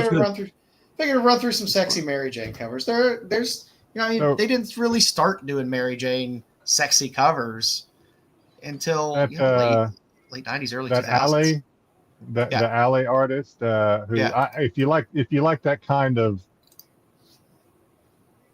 if you like that kind, thickness? he does some really, he is Ali Borgobello. Borgobello. He's got some pretty cool stuff. If you like, not Border Boom Boom, not Border Boom Boom, as I said. Borgobello. Nice. So, there you go, kids. Hopefully that scratches your Mary Jane itch for the night. Pull this one down. Now we go get into what we're reading. Tom, did you read anything this week? No. Jedi, you got to carry the weight this week. All right. So week. I mentioned earlier when I showed the Merc Miss Meow. I forgot the name of it. That I never read Miss Meow. I've never read any of the Merc or Comics Elite stories, but I wanted to read something for this segment. So I read The Void. So I showed this cover. It's an EOM cover. I showed it last week, and I said, well, let me read this thing. I had another copy that I didn't mind opening. It was a different artist, but anyway.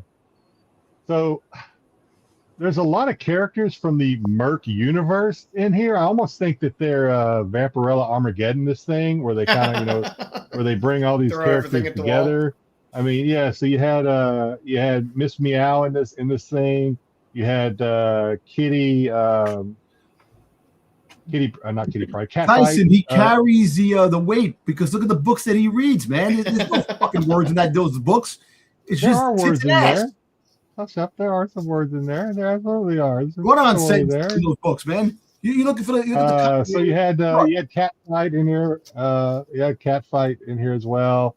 You ended up having the Queen from Blood, something Blood book.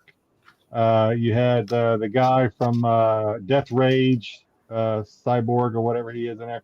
Anyway, all these characters I've seen on covers, but they're bringing them into this.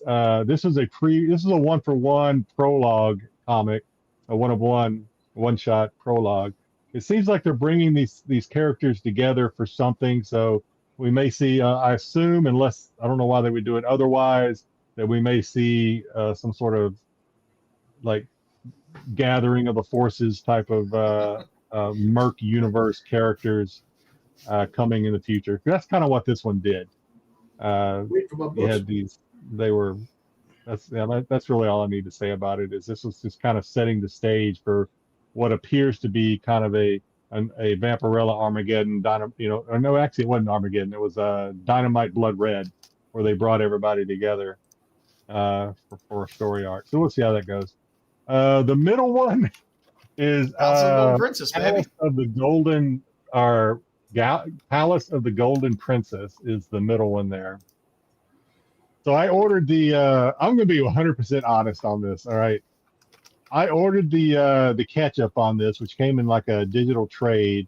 I ordered it for the sole purpose. I'm being 100% honest. The sole purpose of, I thought, just based on the little bit that I read about this thing in the Kickstarter, that it might challenge Vanya, and boy was I ripped off. There is not I don't even know if I'm going to continue reading this. I read like maybe the first one or two issues, even though they're not marked. I read it for quite a bit. I didn't finish it. There's like 5 issues in this thing. Yep. And I read it.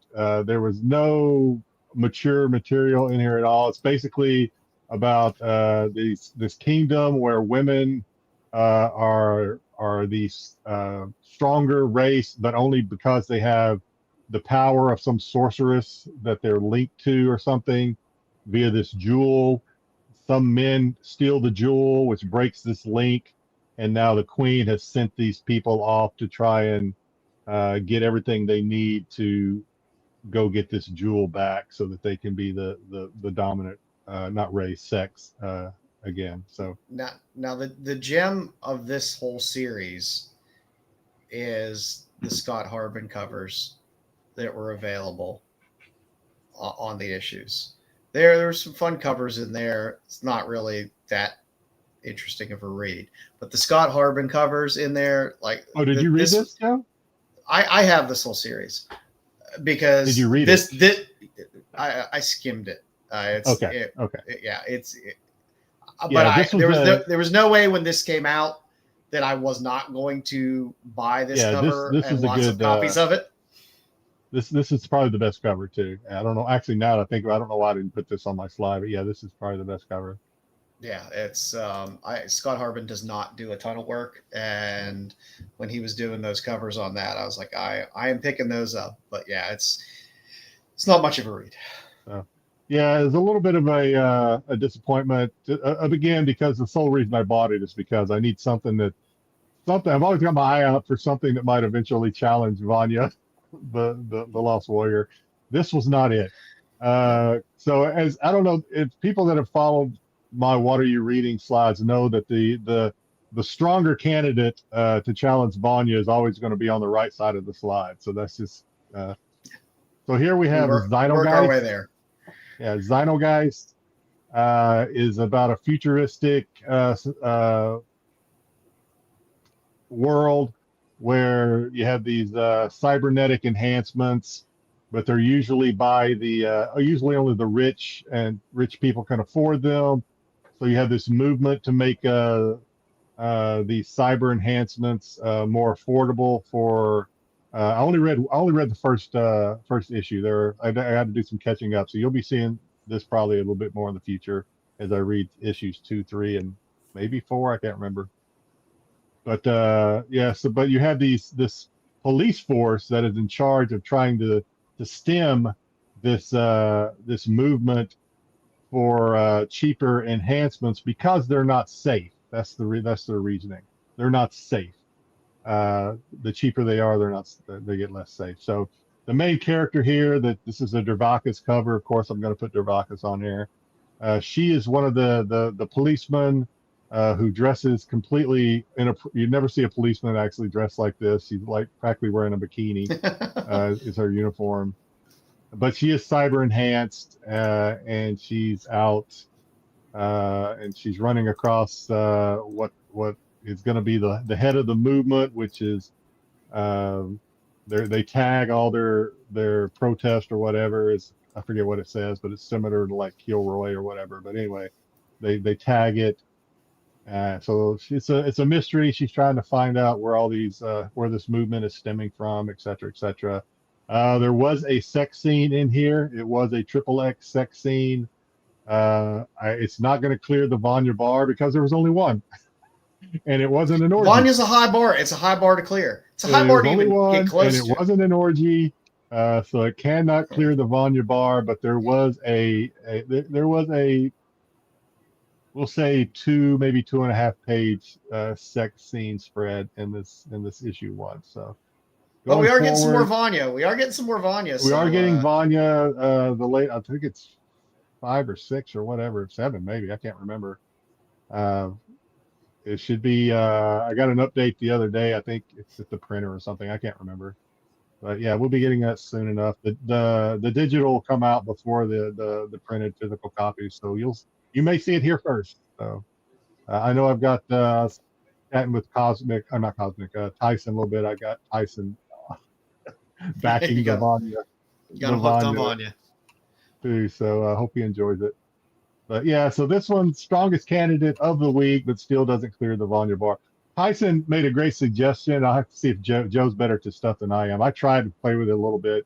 Is actually working in some graphic into my slide of like trying to clear like a high jump.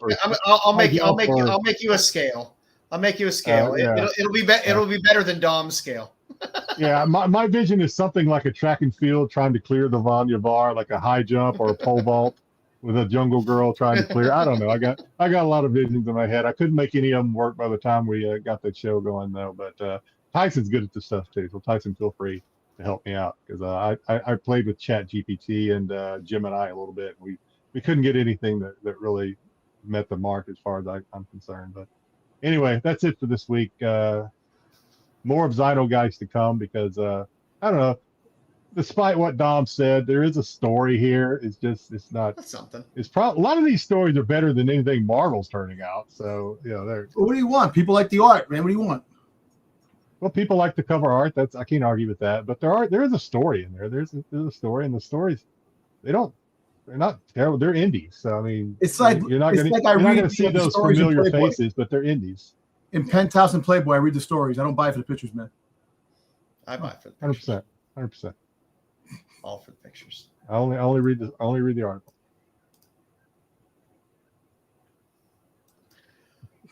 So yeah, I didn't really read anything this week. I did read Corpse Night over the weekend because I had to read it for Bruce's show anyway, and I had 70 copies sitting here. So Corpse Night was very good. I enjoyed Corpse Night. It was very easy read, good interior art. Very, very. I love a book that gives you very little dialogue, but it's very clear what's going on, which is what I feel a comic book should do. So, Corpse Night was good. I'm going to be reading this. I'm going to be reading The Hab this week and catching up on Tiger's Island. By the way, I mean, I just I don't mind promoting, but a lot of these like Xino guys, instead, if you're interested, not all the covers are still available, but a lot of them, if you go to Bad Bug Media, a lot of these physical copies are still available if you wanted to. If there's an artist that you like Dravakis or sometimes even EOM or that Ale Borga, whatever his name, I've already forgotten. But you can get some yums in there. A lot of their physical covers are still available on like Bad Bug and Calcha something. I can't ever remember. Calcha something. Anyway. Yeah. You can always play catch up. And like I said, most of the time you can play catch up on a lot of the Kickstarters as well. Even just digital. Calcha Comics. Yes. Calcha Comics. Styx, do you read anything this week? No reading. I did some watching though. We'll get that part. Excellent. Well, I do have a recommendation for you this week.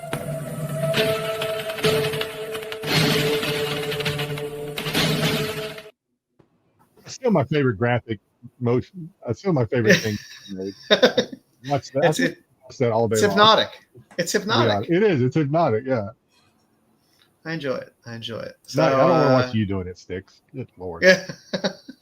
So my That's recommendation for you this week is a little movie on Tubi called The G. For me specifically, if you happen to watch this, pay attention starting around 12 minutes and 10 seconds in, because that's my favorite part of the movie. I won't explain. You'll know if you watch it. But it was it ain't a pick me up. I'll tell you that. It's a dark movie, but you basically have a group that is basically scamming the courts to take old people legally, throw them in a home, and then basically fleece them of their cash, of their government checks. And they'll sell their house, take their assets, and do all that stuff. And you have the older lady there who has been in a lot of things. She's a hard-looking woman, but she. I was gonna say, I almost thought it was Linda Hamilton at first, so I'm like, no, it's not Linda Hamilton, but I've seen her in a lot of things. And Linda Hamilton's looking pretty hard nowadays too. She's looking rough too, but this woman is a hard ass. But it's a good gritty kind of noir dark movie. The girl on the bottom is just adorable. She's in it. She plays the granddaughter. There's some geriatric sex. There's a geriatric sex scene in it. Now we've touched into a whole new vein of. I'm just warning you. I'm just giving you some warnings. Tyson, do not go down that rabbit hole, Tyson. Tyson is very susceptible to these. Do not do it. But no, in terms of just if you just want to, if you're like, I don't know, there's nothing I want to watch, and you just want to watch kind of a dark movie that's a decent story that kept me engaged for the whole movie. It's pretty good. It goes places where you want it to go, and sometimes it goes places where you don't want it to go. But it was a decent watch. I believe it was 100% on Rotten Tomatoes. I totally misread that. I watched the Poughkeepsie tapes. The Poughkeepsie tapes, yeah. Like I said, if you're looking for just, hey, I want a movie. Pookie tapes? What do you read? What did I say? Come on. I like to be able to find a movie that's like, oh, this isn't going to be some huge IP that's going to have 70 movies attached to it. I'm just tired of all that bullshit. Sometimes I just want to watch a movie. I want to watch a movie and then be done with it when it's done. Nice. This may be the comment of the nice. Does the movie reach climax? That may be the one. If you watch from about 12:10 to about 12:20, you'll know when I did. But it's Arizona. It's actually it's I think it takes place in Pennsylvania, based on the one plate that I saw on one of the cars. Vegas. Those darn Quakers. But like I said, it's just a simple dark movie, dark story. But it was actually pretty good. I normally don't have super high hopes when I watch some of these smaller indie movies on Tubi. Some of them turn out being really bad, but this was actually quite decent. I enjoyed it. So watch the G. Mm-hmm. What are you kids watching? This week, well, you know what? I'll just start off with I'm only 2 episodes in, so I started watching Man on Fire, the series on Netflix, which is I thought maybe it was going to be a prequel to the Denzel movie Man on Fire, which I think is one of Denzel's best movies. Oh, that's such a good movie. Yeah. Yes. I did a little reading, a little Googling, and apparently they're not saying it's a prequel. They're saying it's another take on the same source material or the book. So I was kind of retelling. Okay. Well, it's not really the same though. So, I mean, okay, but it's so far, I mean, I've seen the movie obviously, and I watched the first 2 episodes. It is kind of the same, but it's not really the same at all. But it is really good. So far, first 2 episodes have been really good. Watching it with my wife, so I have to kind of watch it on her at her pace now. So I don't know. I'll have to watch that because I love the movie. It is one of my movie's great. First two episodes are really good, really good. No complaints. I'm looking forward to finishing the series. A lot of action. It's really good. What else I watched? Finished watching the season finale of Monarch, which is, I don't know if anybody watching I'm this. so behind. I'm so behind on it. So I don't want to do spoilers, but I will say at the very end, Dom, I don't know if you're watching this. I know you're a Godzilla fan. At the very end, we're going to get introduced to the big bad of next season, which is a Godzilla favorite enemy. Maybe I've said too much. Godzilla. So, well, listen, I saw it, and it is a fan favorite. So, yeah. Dom goes straight to the spoilers. That's what he's trying to say.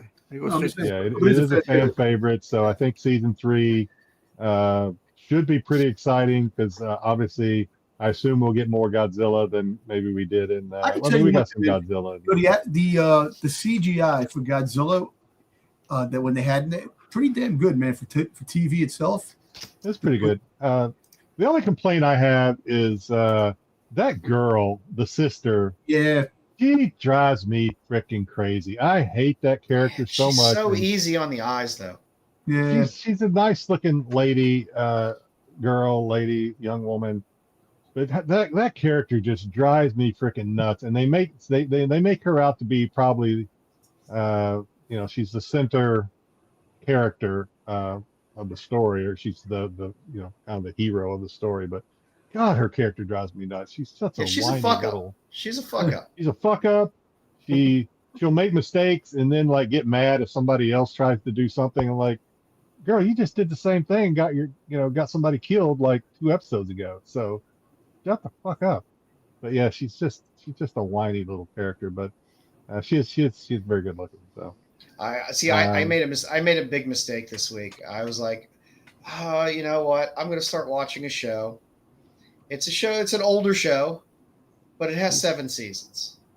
And I'm not good. I'm not good. Yeah, it is. So I started watching Ray Donovan, which I didn't watch when it came out because I didn't have Showtime at the time. And I was like, I just want that type of story to watch. It's a good. I've watched Ray Donovan. It's a good series. Yeah, he's the fixer, right? He's the fixer for the stars. Yeah. I'm 4 seasons in so far. Yeah, like most of those type of seasons, like some of the other top on Prime, they tend to get weaker as it continues. But I remember the early seasons of Ray Donovan were really good. Yeah, they were. So you might be at season 4. You might be about to start sliding. Yeah, I'm kind of hitting. I'm starting to hit that arc a little bit, I believe. But yeah, I was like, oh, now I'm committed. I got to get through it. So yeah, watched 4 seasons this week. This is gonna sound silly, but since we haven't hit the 2-hour mark, so I'll just, for whatever. My wife likes action movies, right? So we started watching. We watched Ice Road Truckers with Liam Neeson. Oh yeah, and not a bad show. I mean, I have as we got into there's a sequel to that as well. I believe. There is. I'm going to get to that because there's as we got halfway through, I realized not even halfway. I realized I've seen this before, but my wife hadn't, so we kept watching it. She likes action movies.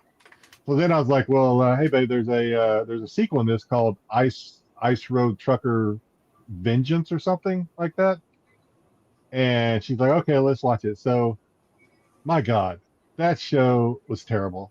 It was bad. It was not good at all.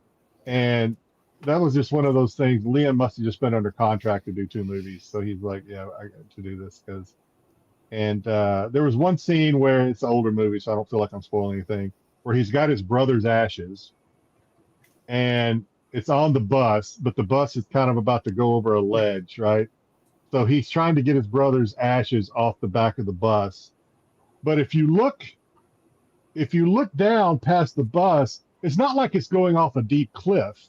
It's like maybe 100 feet, and then there's like this little town or village below it. I'm like, fucker, just let it fall. Go down there. He's already dead.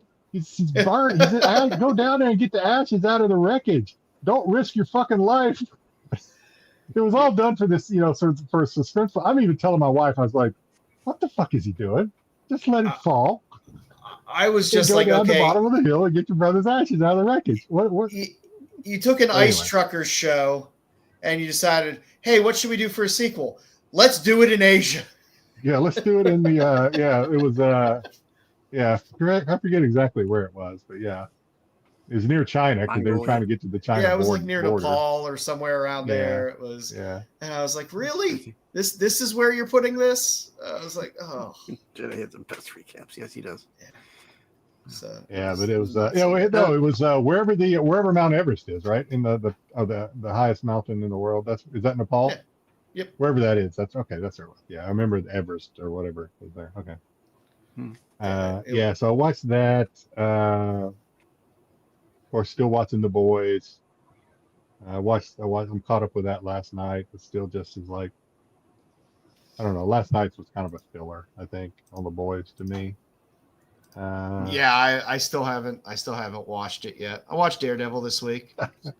You may be the only person that's ever said that, but I appreciate it, RP. I think he's being sarcastic, but anyway, I still appreciate Calvin. I'll quickly give my Tubi recommendation for this week because I watched it. And I've seen it before. I've seen it multiple times. But the 1950s movie Them, I watched this week. Them, I've seen that. Yeah, I've seen that. Them is such a great early horror sci-fi. Isn't that with a young Gene Hackman, or is that a young somebody? Who's in that? There's a young somebody. No, there's no real big names in there. Are you sure? I thought maybe I'm thinking of something else. I thought there was a young, or was it a young Matt Dillon? Somebody was young in there. Marshall Dillon. Maybe Matt Dillon. Matt Dillon. Yeah, I get Matt Dillon. Yeah, whoever played Matt Dillon or whatever his name was. Yeah. But yeah, I think that's what it was. But not his dumber looking brother, Kevin Dillon.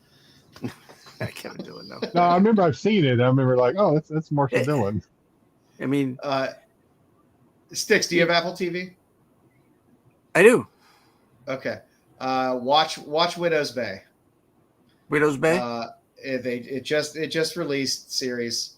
I watched the first episode. I loved it. There's a high level of dry wit that I think you will find very amusing in the show. Okay. I want to go back because I don't know if Styx was done talking about them, but the thing about them and a lot of those movies back then was that I don't know if it would necessarily fly with today's generations, including my own, really, as a Gen Xer, is back then you were scared of what you didn't see, right? I mean, you didn't. It was what you didn't see that scared you. So them, I think, is a pretty good example of that. You did kind of see it, but you didn't really see it. Yeah, no. Yeah. There's more the sound of them coming. That Spoiler alert! It's giant ants, guys. In case nobody. Spoiler alert! Spoiler. Yeah. Ants are terrifying. I remember there was a movie called giant ants. I guess are super terrifying. But there was a movie they made for TV movie back in the 70s or 80s called "It Happened at Lakewood Shore" or Lakewood Manor or something like that. Where these like ants that had like super stingers or whatever, they hurt like hell and they like took over this resort or something, or just like killing people. Yeah. Which not Manor. The DOA with Dennis Quaid, or is there a different DOA with Jim? DOA with Jamie Presley. Is that what he said? Yeah, Jamie Presley. Yeah. Jamie Presley. Yeah. I remember the DOA with Dennis Quaid. Because when they closed down the theater in my town, that was the movie poster when they closed that down, and they left that movie poster there for like 10 years on that building. Really? So so I stared at that movie poster for like 10 years straight every time I drove past it. What else? I didn't watch a ton of TV. Like I said, I've been getting a lot of, and I've been bookmarking them. I've been getting a lot of recommendations on IG for horror movies that I feel like I want to watch them because they sound cool and gruesome. But and then I'll sit there. I'm like, I don't know. Do I really want to watch this? I saw That's someone if like if it's torture I go on porn, Shudder. I'm not into torture porn. I don't like torture porn, but if it's just like bloody jump scares, I'm okay with it. I go on Shudder and I start a lot of those movies, and I'm either like, okay, the production quality of this is just too bad for me to watch, because it's not so bad that it's comically good. It's just bad enough to be annoying, and I just can't watch a lot of them. But they crank them up there. There's always something up there. Uh-oh, you're on Tyson's radar now, Styx. Gonna have ants attacking Styx. Listen, those old. Yeah, you talked about. I have never seen the one that you mentioned, Jedi, but there's also one that I remembered. It was called "It Came from the Desert." It was also about giant ants. Yeah, a lot of those older movies, like some of the movies, I kind of like to go back and watch, but I'm just you kind of like want to, but then you're like, well, like there's something better, so you don't do it. Like, you know, the Blob, and just some of those older movies. Oh, I don't know. Sometimes there's nothing better than the original '50s ones, even the newer ones. You get the special effects and stuff, but you know. I remember my mother pure told me about it. My mother told me she saw the Blob in the theater, and she got up and left. And I was like, really? Really? Beware of the Blob. It was so scary. I was like, really? But Really? Doctor Who? Come on. There hasn't been Hey, a that's ton why on I like Tubi your mother. that's really She likes caught my Doctor Who. eye. That's caught my Yeah, eye Doctor Who. lately. You do have your Oh, Winnie well. the Pooh Blood and Honey movie up there on Tubi, though. Yeah. If you want to watch that garbage. I've almost watched the steer away from Steamboat that. Willie one a couple of times, and I just never did it. Almost. It's Yeah, hard it for me was- to pull the trigger on those. Like, I really have to be Yeah. in the right mood to watch those. Yeah. All right. Normally, when I go to Tubi, I go to something older. I try to find. Yeah, I still got something older. I've been meaning to watch Red Sonja because she says it's on Tubi. I just haven't been able to do that. It's I keep forgetting. it's like I just you'll keep watch forgetting. it and you'll go, "This isn't good," but it's watchable, so I'll watch it. It's like it's so mid. It makes me sad. I wanted it to be good. It's Red Sonja. I love Red Sonja. It wasn't absolutely horrible, but it wasn't good either. Yeah. That's, Might do that's that about this all I weekend. can say about it. Not that I want to go into it because you know how Dom's like a freight train once he gets going. Yeah. I did catch up on I caught up on Daredevil. Actually, my wife started watching it with me, so I was like, okay. So it is better. Got good. So I will course correct when I need to. It was pretty good. No, I'm telling you, it just We're tracking it now. Look, let's put it this way: Daredevil is a show that I know a lot of people don't like the the slow paced thing, but I like it. It builds the nice show. too. It doesn't have to be all straight action. I like the depth and you feel for the characters, man. And after I last like Kingpin. I like Vincent D'Onofrio's Kingpin, and I like Kingpin in this. It's I like the whole he doesn't have to connection, do the much. whole and all But the Daredevil's still probably my least favorite character on the show. other than that redheaded. I tell you what, man, girlfriend, freaking Bullseye. I keep waiting Bullseye on is Punisher great, to yeah. come back. Great. Bullseye is probably my favorite character right now Yeah, because at Bullseye's least he great. doesn't, he doesn't He take doesn't fuck names. He around. just kicks ass. I'm waiting for the Punisher to maybe make another appearance. Which, Yeah, well, Yeah. the Punisher has his series comes on after this. yeah. Of course, we got Jessica back, and she's even, although I don't know if she's killed anybody yet. At least she doesn't like taught us, like I don't know. Daredevil just like Yeah, I- look, the Karen Page just kind of bothers me. yeah. I hate the cop, man, the guy from the task force, man. I can't stand that dude. Oh, you know what? He played kind of the same kind of character in Mayor of Kingstown. Yeah. That's fair, Mayor Tyson. of Kingstown. Yeah, he played the same kind of asshole character. Ended up dying in that series. Probably He's gonna wind up dying in this too, hope. Yeah, hopefully. I'm sure he will. But they're filming season 3 already. They got set photos, so we know what's gonna happen. The freaking doctor's gonna become the Lady Muse. She's because it's already said out there. So I mean, but the problem is that they have some decent actors in it. But she was hot in True Blood. Was hot in True Blood. She was. She was hot, but I don't know. Maybe she just needs to put a little meat on her bones. She's just not hot in Daredevil. She's older, obviously. See, Bruce always puts down the all the friggin' the Marvel shows and Marvel movies because he's a DC guy. I mean, like I said, I enjoy watching it. The one problem I do have with it is like it feels like it wants to try to be a serious show, but it doesn't have good enough writing to be taken serious. Yeah. It's not horrible writing, but it's just like some of the stuff is just way too on the nose about what they're trying to say. That it's just like hey, you don't, you know. I gotta bring this up since Tyson brought up True Blood. Her character in True Blood. Did anybody else here watch True Blood other than me? Yes. I don't think I ever finished it. I finished it. But her character in True Blood I felt so bad for her in True Blood. Her character. Yeah. Because she was the one. She was the one that got bit before she lost her virginity. So now every time it healed up every time. It heals up every time, and it's a pain. Every time she has sex, it's a painful experience. So it's like I feel so bad for her because she's kind of a horny little like character in this. And if I remember right from True Blood, so she was always very like horny and wanted to have sex, and it was just like that poor girl. Also, I still think that the Mole series is great. You know, the last 2 episodes are going to drop Sunday at midnight.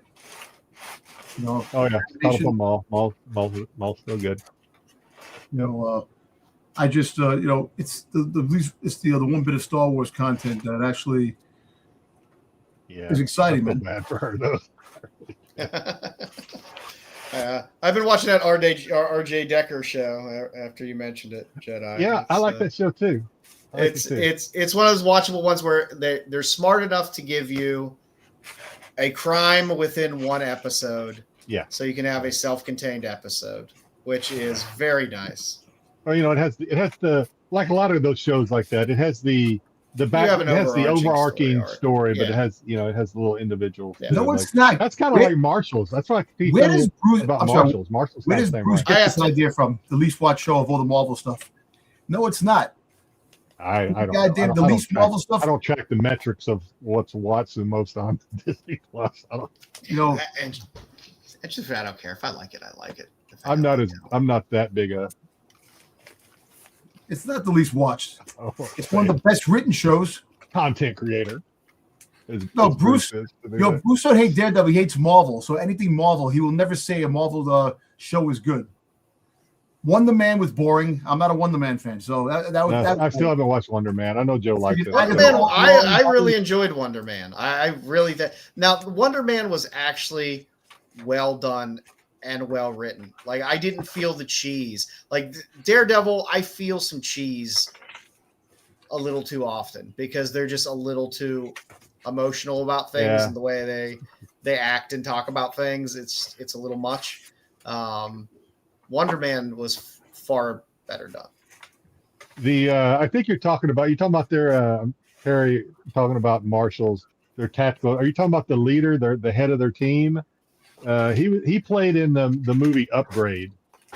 That was a good movie. It was a decent movie. That. Yeah, he's not the best actor though. I think he's not a good actor at all. I mean, Upgrade. I don't think he really needed to be a good actor. Bruce, Upgrade, if that's the case, why are they getting a third season? Why is he getting a third season? If it's the least watched show, they're getting a third season. It can't be the least watched show for a third season. Come on, man. If that's the case, Book of Boba Fett. I mean, it does. Its viewership numbers do suck for Daredevil, but how many Daredevil fans are out there? And I don't know. I would probably like Wonder Man's kind of like Daredevil. I think if I took the first step 1 and step 2 and got into it, I'd probably like it. It's just I think you would like Wonder Man's a fun watch. You don't have to give a shit about any superhero. You don't have to give a shit about knowing anything about any of the superheroes. You could just watch it and enjoy a story. And it has Ben Kingsley in it. He's just fucking great. But other than that, not much on the slate this week. Like I said, Ray Donovan had my time taken up this week. Before we sign off and tell everybody what's on Rennavision and whatnot, whatnot. What a segue. I am doing so. Monday is May the 4th be with you, right, Dom? Super excited. Hope you guys talk about that on Sunday. We all they had a lot of drops today. Star Wars stuff that dropped today. Yep. I am doing. I may end up doing 2 shows. So I may actually do on Whatnot. I may do a Star Wars show on Sunday, and then I may do one Monday night as well. I can't really do one Monday because unfortunately May the 4th be with you is not a federal holiday, so I do have to work that day. It's definitely not a federal holiday. It's my holiday. It's my federal holiday. Yeah, so I may have to do it. I do a show on Whatnot after I get off work, but I am going to do some what. So that's my weekend is basically trying to get ready for that show, pulling out all the Star Wars comics that I'm going to try to unload. How does that work out on May the 4th? Listen, does it just get overly swamped on Whatnot with people doing Star Wars shit? Whatnot's already promoting it as the Collector Strikes Back, I think is their slogan for Monday. You're only making me better on the freaking show. Got the gun, son. You don't have to worry about that kingdom of turds. So I may be doing 2 shows. What? Appreciate it, Tyson. Tyson's going to work on something as well. Between you and Joe. I'll probably we use both of them if you guys both come up with them. I'm not. I'm sure you do a better job than I do. That's why the last 2 episodes. I trust Tyson to do a far better job than I'll fucking do. Best Marvel shows to date. The last 2 episodes that they talked about. Dix, are you doing any shows this weekend? Any streams? So tomorrow's an all-day free comic book day extravaganza. Right, tomorrow's free comic. We didn't even touch on that, but yeah. Sunday, I'll be doing a small con near me, really small, just you get together. It's just you. Yeah, but it's like me and like 10 other guys. Who knows if anybody shows up? But it's a good time. I enjoy it. I don't. To me, those are the best cons to go to. I love little cons like that. Yeah. And then Monday, I'm doing a Star Wars stream as well later on in the night. So nice, excellent, and Whatnot. By the way, as always, sum up the Rennavision. Bruce, you have no friggin' life. That's why you always friggin' think you win. You don't win, son. You wish you won. Sum up to Bruce over Kingdom of Nerds _. Nah, don't sub to his ass. Don't sub to that friggin' dumbass. Catch his FOC show. Get his FOC show. Fuck you show. Bruce didn't win.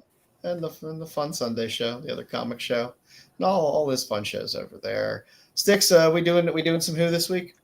We will be doing Who this week. Last week I was just. I think it was okay. I think we were all kind of not feeling it this week. So I'll talk to you guys about it afterwards, but it was not a good night. I just didn't feel like I wasn't feeling it. So, but this week we definitely will. We will get to the Almost People this week, which is the second part of our 2-parter, and then next week will be our Matt Smith season ender. No, Bruce, the show's almost over. We are not doing this. And Styx and Dom, you guys doing some wrestling this week? No, Bruce. Yes. Yes. No. This week we'll be doing our Backlash picks for next week. Oh, yeah. Bring this dude up here now. What the hell, man? Well, it would be rude. I'm just here to talk to Styx after the show. That's all. Talk about the wrestling for Backlash this week. No, we have we're all picks for Backlash, and that's about it. We had a good streaming last week, live reactions of all the wrestlers that were released, which was it was amazing. Like it was crazy. I went to the show. You had all these people in the chat. I'm like, where the hell these people come from? That's right. We nuts. were the only ones talking about it at that point. That's why. My Styx channel had, even like- got 1,000 Yeah, I was views. gonna say. So Yeah, I was gonna say Styx even had like a. Styx? It got up to Yeah. 1,000. Damn. Okay. it got up When to I 1,000. looked, Yeah. it was like 600 or 700. Yeah, but Styx also got ridiculed by somebody about false advertisement. What's going on there, man? Come on, Styx. No, that's why AI sucks, man. Don't play with AI. You can watch their Off the Mat Wrestling show on Absolute Geek Podcast and on Styx's channel there on Styx Boy 73. That's right. All righty, kids. As always, you can always catch CBSI Hot 10 on Fridays, as well as us at 9:30 every Friday. Is there an SNS tomorrow? Got a little SNS tomorrow? Yes, there will be SNS. There tomorrow. will be an SNS tomorrow at 9 p.m. Eastern Standard Time. Where you can catch Styx and Sam and Matt and Dom. And Dom. Look at that. Dom's just getting around, man. As always, on Sundays, for all of your Star Wars needs, you can watch Tales from the Dark Side, where Dom gets berated by Marco and Wayseeker. You know what? Fuck those guys there on the Dark Side channel. Fuck them. They better do a goddamn May the Force freaking special instead of having the bullshit that they have. There's no freaking trolling. You got freaking Waveseeker posting stupid shit, comic books that don't make any freaking sense. Who cares about some of those comic books? You mean you guys aren't doing non-spoiler shows about I don't know, man. about Maul? You know, I think they're back to doing reviews 7 days after the show drops. well, the whole truth is that because nobody wanted to do the show on Monday. They did it on Monday, and then people complain, "Oh, I can't be there Monday, can't be there Tuesday, can't do this, I can't do that." Yeah, I made a recommendation once that they do that whenever Star Wars show, and maybe it was a dumb recommendation, but still, I made a recommendation once that when a Star Wars show comes out, that they just swap show times for TAC and the Star Wars show, so that you do the Star Wars show on Wednesday and do the TAC show on Sunday, and nobody liked that. Maybe it didn't jive with they didn't jive with their schedules or whatever. But I was like, okay, And well, then go Jedi ahead and stopped do your Star giving Wars review suggestions. 6 days later. Then Unfortunately, the tax show sucks. You know, and unfortunately, the only thing good going there is Bruce. That's about it. What? Aw. What? Hey, see, Wow, look at that. Take it, Bruce. Just take Look it, at Bruce. Take it. Bruce, Yeah. just take it. Take the win. Bruce takes the W. This is me. But as smelling always, bullshit. you can catch Bruce There's on no Wednesdays bullshit. on the Totally Awesome Coolest Show with Dubs and Bruce and Marco and whoever else might show up. Never know. No one You never shows know. up, really. Nobody wants to deal with Marco. Tomorrow is my Kingdom of Deals claim sale at 6 p.m. Eastern. I already sold one book before the claim sale. I'm not going to say who bought it. I didn't think that was but I allowed. sold the ASM Unless it was 300 me. 94 signed by Todd. You see, how do you put those Rick things up and Moreland. sell them to people right away without even the claim show? The claim sale. How'd they know? How'd they know you have it? Yeah, how do you know you have it? I did a preview on my show of stuff. Oh, okay. Oh, and then somebody hit you up with a message. Oh, Yes. I'll read that book. I'll take that book. We'll put it on the show. Bruce is like all about the money. All about Yeah. the money. Bruce likes a money. good pre-sale. I am too lazy. Six pre-sale is pre-sale. pretty big. I'm not surprised. Hey, you got to be careful. You can get a girl pregnant with that pre-sale. Yeah, exactly. Yeah, freaking All right. Bruce has a book that I want. The book is probably sold already, and Jedi has a book I want. What book do you want? The first Hobgoblin, the one you had, the freaking Mark Jewelers. Oh, that's I sold gave already. I gave it donated away? that to charity. You don't read the chat, Dom, at all, dude. I'm sorry, I read the chat when I have to. I donated that book to Comics. he donated it last Saturday. I cancer research, Tom. What the hell? Very, very You kind. gotta go and try and considering win that it now, Dom. Dude, that book, I actually went and looked that book up after Bruce donated that. That's an expensive book. So good for you, Bruce, donating that. If you want that book, they will hold an auction in October or November, and you can bid in the chat for that book. I believe it's October something. Yep. October 20th. I believe. I October was like, 20th. either Bruce doesn't know what that book is worth, which is very unlikely, or Bruce Bruce he doesn't care about Marvel he books. got a big heart He's because when he donated it, I was like, damn. And Bruce has another copy that's at 85. Okay, there you go. There you go. And I do have a big I one. would have donated that one. Wait a minute, which one did you donate? You donated the 9. I thought was it a The 6.5, right? Oh, 7.5. Okay, I was thinking it was a 9 something. Okay, that's right. Okay, sorry. All right, you know what, Bruce? All right, that's a good deed. You know that's it goes to something special. I understand that, but I keep missing out on these damn books, man. Oh, and I still got the 9.4. It's not a Marks though for you, Tom. So. You got the 9.4, and then Bruce picked up the first Boba Fett Mark Jewelers. He didn't. I know he has it. I don't have that book. Why would I want that book? I know you have it. I'm not that petty. I know you have it. Look, also, speaking of cancer, didn't you have a shot at one of those once before, Dom? But you never pulled it. Yeah. No, Bruce had a friend that the book. Yeah, it was a 9 something. It was a 9.6. You got to shit or get off the pot, Dom. For $900. Yeah, and I just had the freaking money. You spend that in Funko Pop signings in one con. All right, that's true too. Let's wrap this. Let's go. Well, let's bring it home. Let's bring it home, kids. Let's bring it home.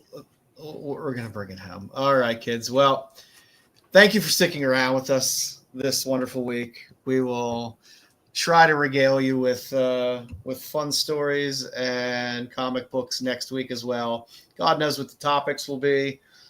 God knows what we'll find, but we'll find something. We always pull a rabbit out of the hat and come up with something, and we will again next week.